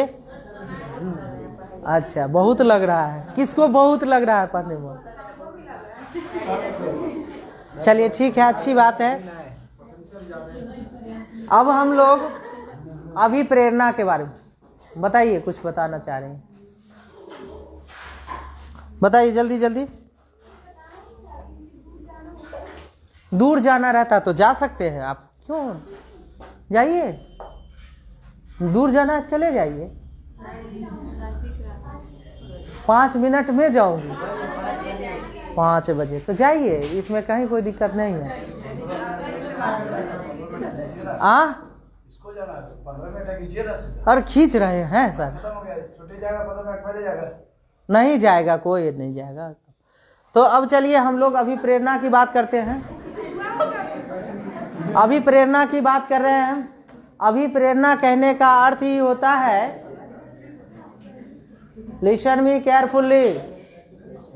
अभी प्रेरणा, कोई भी व्यक्ति जीवन में बिना अभिप्रेरणा के एक कदम भी नहीं चल सकता है। कोई भी प्राणी बिना अभिप्रेरणा के एक कदम भी नहीं चल सकता है।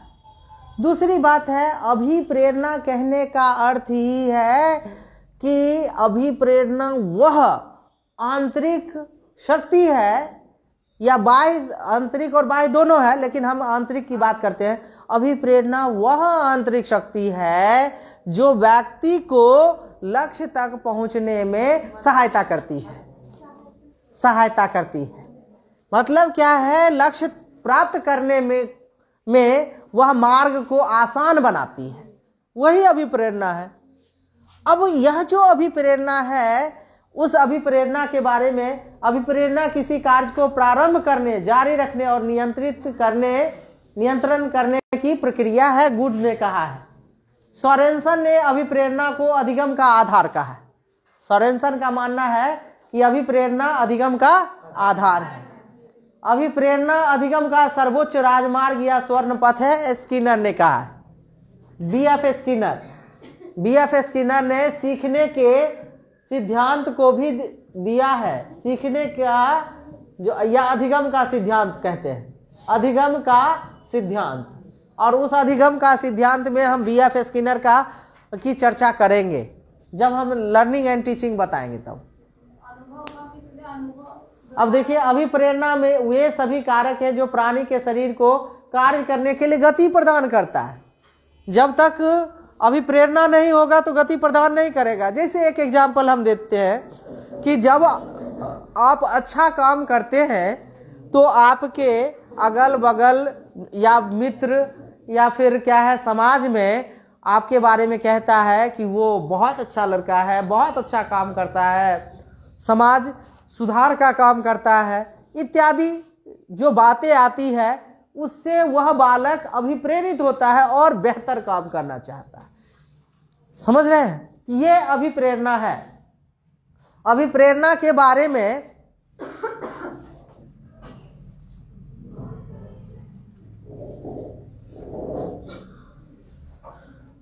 अब देखिए, मैकडूगल ने अभिप्रेरणा की व्याख्या जन्मजात मूल प्रवृत्तियों के आधार पर की जा सकती है। मतलब मैकडूगल ने कहा है, विलियम मैकडूगल ने कहा है कि अभिप्रेरणा की जो व्याख्या है वह जन्मजात मूल प्रवृत्तियों के आधार पर की जा सकती है। और उन्होंने बताया कि अभिप्रेरणा दो प्रकार की होती है, एक जन्मजात अभिप्रेरणा और दूसरी अर्जित अभिप्रेरणा। जन्मजात अभिप्रेरणा कहने का अर्थ है कि बालक में जन्म से ही वह अभिप्रेरित होता है। और दूसरा अर्जित है। अर्जित कहने का मतलब है देख के, समाज में देखने के बाद वह अभिप्रेरित होता है। जैसे एक एग्जाम्पल है कि एक बालक वो एक दिन पटना से वापस आया। पटना में हो सकता है कि वो नेताजी के गली में घूम गया हो। तो वो बालक जब यहाँ आता है तो कहता है कि माँ मुझे नेता ही बनना है। क्यों भाई? तो नेता के आगे पीछे इतना लोग घूमता रहता है, इसीलिए मुझे नेता ही बनना है। क्यों? इसलिए कि वह नेता से अभिप्रेरित हो चुका है। तो यह जो अभिप्रेरणा है वह अर्जित अभिप्रेरणा है। समाज में किसी को देख के सीखना अर्जित अभिप्रेरणा है। जन्मजात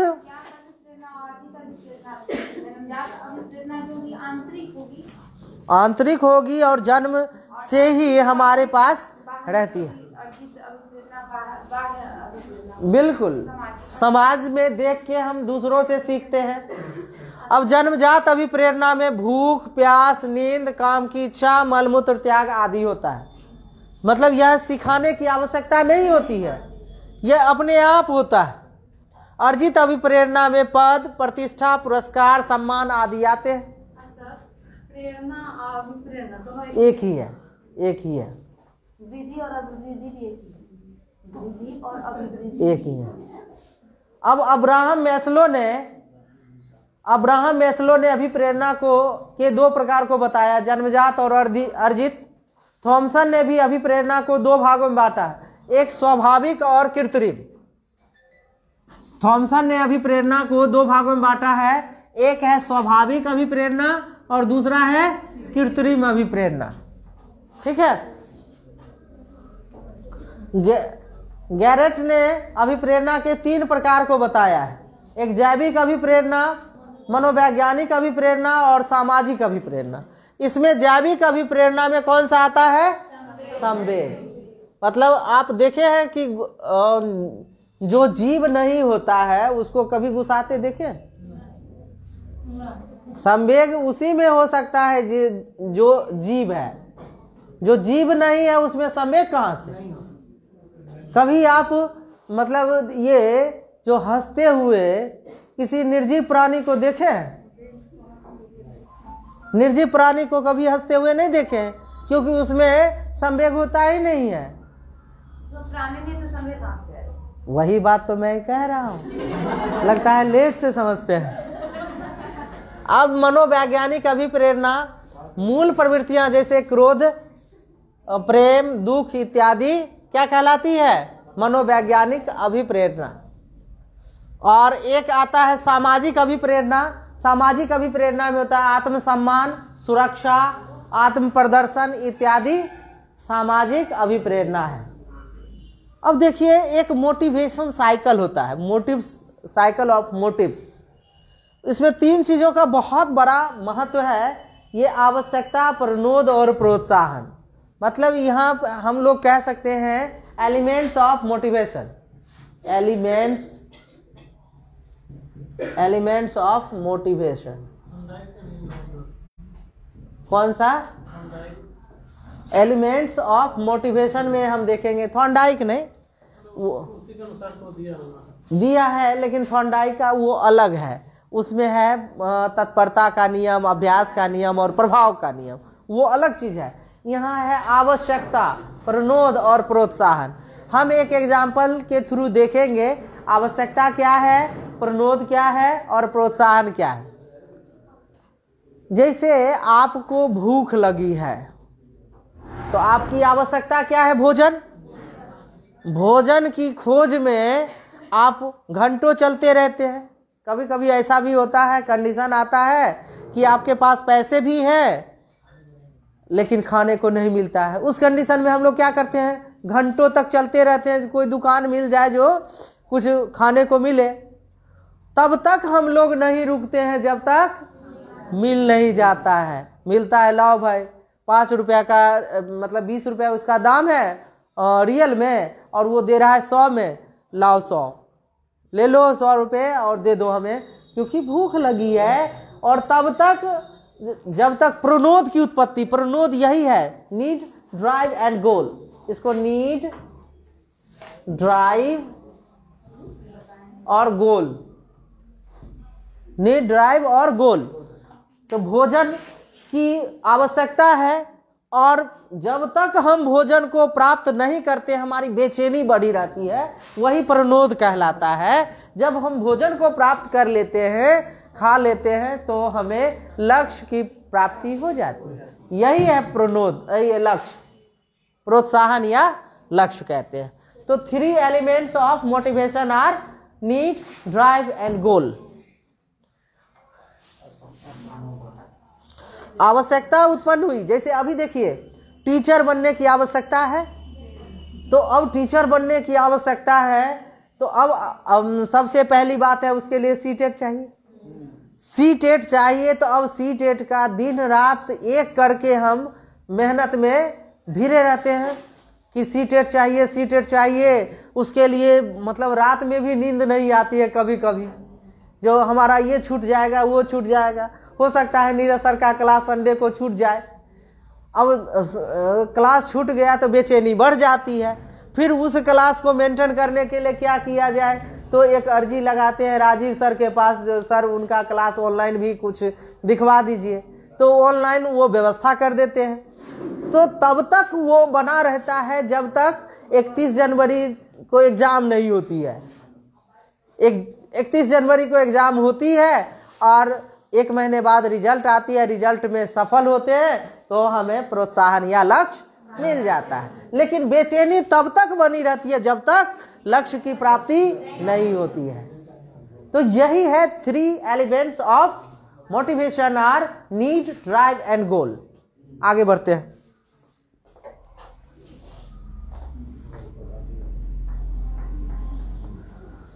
देखिए आवश्यकता है वही, प्राणी के शरीर में जब किसी चीज की कमी या अति की अवस्था किसी कारण से उत्पन्न होती है तो उसे क्या कहते हैं?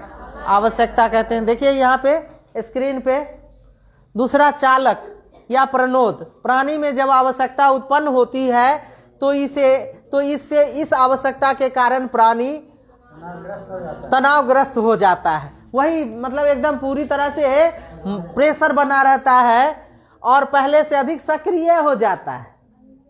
जब जरूरत होगी तभी सक्रिय होगा, जरूरत नहीं होती है तो सक्रिय नहीं होता है। इसी तनाव या सक्रियता को चालक कहते हैं।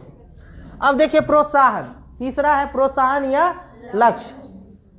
प्रोत्साहन प्राणी को अपनी तरफ आकर्षित करता है, इसकी प्राप्ति से आवश्यकता संतुष्ट हो जाती है और चालक की चालकता में कमी आ जाती है, मतलब प्रणोद में कमी आ जाती है। अब टेंशन नहीं रहता है, सीटेट पास कर गए, चलो भाई एक काम हो गया, है ना।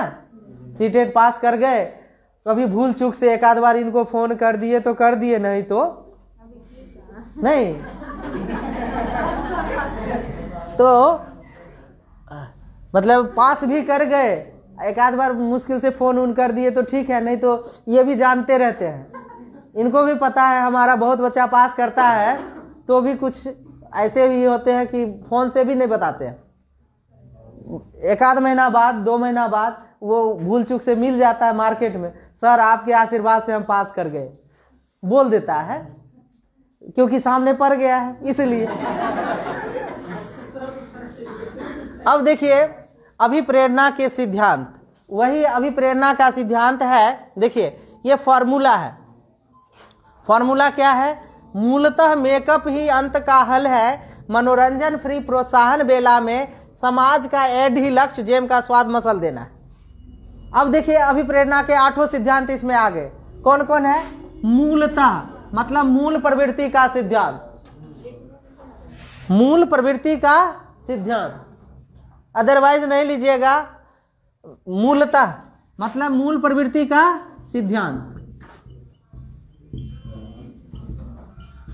किसके द्वारा दिया गया है? मैक का मतलब विलियम मैकडूगल। अंतर्नोद का सिद्धांत हल के द्वारा दिया गया है। हल, CL हल, CL हल, CL हल। मनोरंजन मनोविश्लेषणात्मक सिद्धांत सिगमंड फ्राइड, मनोविश्लेषणात्मक। देखिए इसका डिटेल यहां दिया हुआ है, ये डिटेल यहां दिया हुआ है। अंतर्नोद का सिद्धांत CL हल, अंतर्नोद का सिद्धांत CL हल है, हॉल लिखा हुआ है ना, हल लिखिएगा इसको, हल। उसके बाद प्रोत्साहन का सिद्धांत बोल्स व पफमैन या पफमैन है। उसके बाद मनोविश्लेषणात्मक सिद्धांत सिगमंड फ्राइड। सामाजिक आवश्यकता का सिद्धांत एडलर। और एक बड़े ट्विस्ट की बात है, बहुत ही इंटरेस्टिंग बात यह है कि यह जो सिद्धांत दिया गया है आवश्यकता का सिद्धांत, सामाजिक आवश्यकता का सिद्धांत, इसका विकास मनोविश्लेषणात्मक सिद्धांत से ही हुआ है। और आपको यह भी आश्चर्य होगा कि सिगमंड फ्राइड के ही शिष्य है एडलर। सिगमंड फ्राइड के ये शिष्य हैं एडलर। लक्ष्य आधारित संज्ञानात्मक बाद का सिद्धांत जो दिया गया है विलियम जेम्स के द्वारा दिया गया है। और आवश्यकता पदानुक्रम का सिद्धांत अब्राहम मैस्लो के द्वारा दिया गया है। प्रोत्साहन का सिद्धांत बोल्स व पफमैन।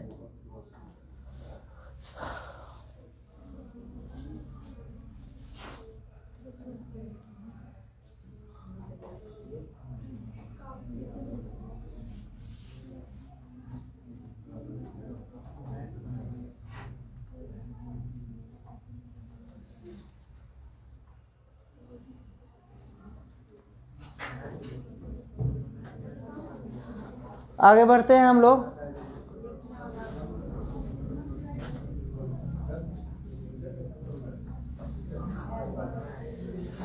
देखिए विलियम मैकडूगल ने, इसको मैकडूगल पढ़िएगा,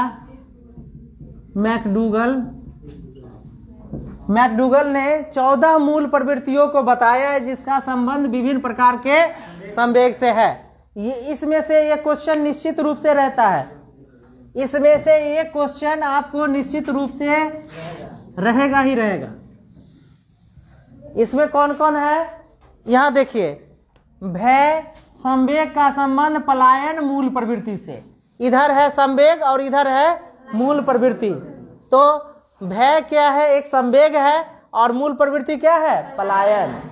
वैसे ही क्रोध का युयुत्सा से, घृणा का निवृत्ति से, वात्सल्य का संतान कामना से, करुणा का शरणागति से, आश्चर्य का जिज्ञासा से, कामुकता का काम प्रवृत्ति से, आत्महीनता का दैन्य से या दुखी से, आत्मगौरव का आत्माभिमान से। अब देखिए एकाकीपन का सामूहिकता से, एकाकीपन जो है यहाँ पे सामूहिकता से, भूख का भोजन करने की इच्छा से, स्वामित्व का संग्रहण से, और प्रतिमान का रचना से, और साथ ही साथ आमोद का विनोद से। तो इस तरह से 14 मूल प्रवृत्तियां, एक बार ये 2 कहीं रिपीट हो गया है, समझे? वो देखिएगा ना 2 रिपीट हो गया है, 4 2 बार आ गया है। ये 4 जो है ना 2 बार आया है, इसीलिए 13 ही हुआ। 14 मूल प्रवृत्तियां हैं, 14 मूल प्रवृत्तियों का विकास है। 14 मूल प्रवृत्तियों के बारे में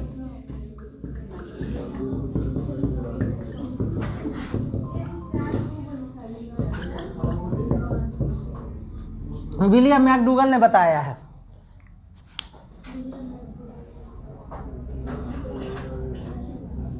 तो इस तरह से यह जो हमारा चैप्टर है,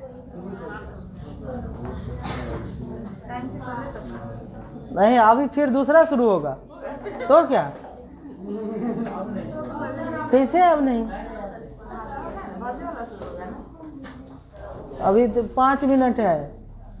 5 मिनट में बहुत कुछ हो सकता है। अब देखिए, तो सबसे बड़ी बात क्या है कि आप थोड़ा सा मेहनत करें। मेहनत में अभी भी कुछ कमी आ रही है। मेहनत कम करेंगे तो फिर सफलता कैसे मिलेगी? किस टाइप का मेहनत सर?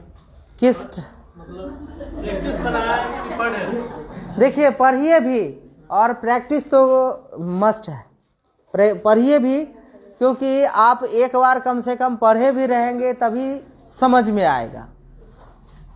सिर्फ प्रैक्टिस करेंगे तो वो पॉइंट तो आपको याद हो जाएगा। अगर उसको इधर उधर टेढ़ा मेढ़ा पूछेगा तो आप फंस जाइएगा। डायरेक्ट पूछेगा तभी ना बता पाइएगा। जैसे सपोज करिए, एक एग्जांपल हम देते हैं कि आपका नाम मिस्टर डैश कुमार है। सीधा पूछा, आपने तैयार कर लिया, कभी भी पूछेगा तो बता देंगे। अब कहेगा mister X Kumar mister Y Kumar का चचेरा भाई है, और वह उसका दोस्त मनोज बहुत ही अच्छा लड़का है। मनोज से इस व्यक्ति का दोस्ती का संबंध है, उसका क्या नाम है? अब बताइए, इस तरह से घुमा के पूछेगा तो आप नहीं बता पाइएगा। अगर समझे रहिएगा तभी ना बताइएगा। इसीलिए इसको पढ़ना बहुत जरूरी है। और जैसे ही आप मतलब 1 बार 2 बार उसको रिवीजन करिए, पढ़िए। जो चैप्टर हमने पढ़ाया है, जो बताया है, आपके ऐप में है, निकालिए पढ़िए। हो सके उसको पहले ही बताया गया था, लिखिए। लिखने के लिए बताया गया था पर लिखे नहीं है, आधा अधूरा काम हुआ है। तो कहा गया था जिसके कॉपी में लिखा रहेगा एक बार उल्टाएगा, उसको पढ़ लेगा, आंख पे उसका कम प्रभाव पड़ेगा। और नहीं लिखेंगे तो हमेशा ऐप खोलना पड़ेगा, हमेशा ऐप खोलना पड़ेगा। ओवरफ्लो हो रहा है सर। चलिए ठीक है, तो बहुत बहुत धन्यवाद आप सबों को। आपने मतलब बुद्धि और मोटिवेशन पढ़ा है तो वही ज्यादा हो रहा है। ज़्यादा हो गया पुराना बच्चा कुछ तो अब क्या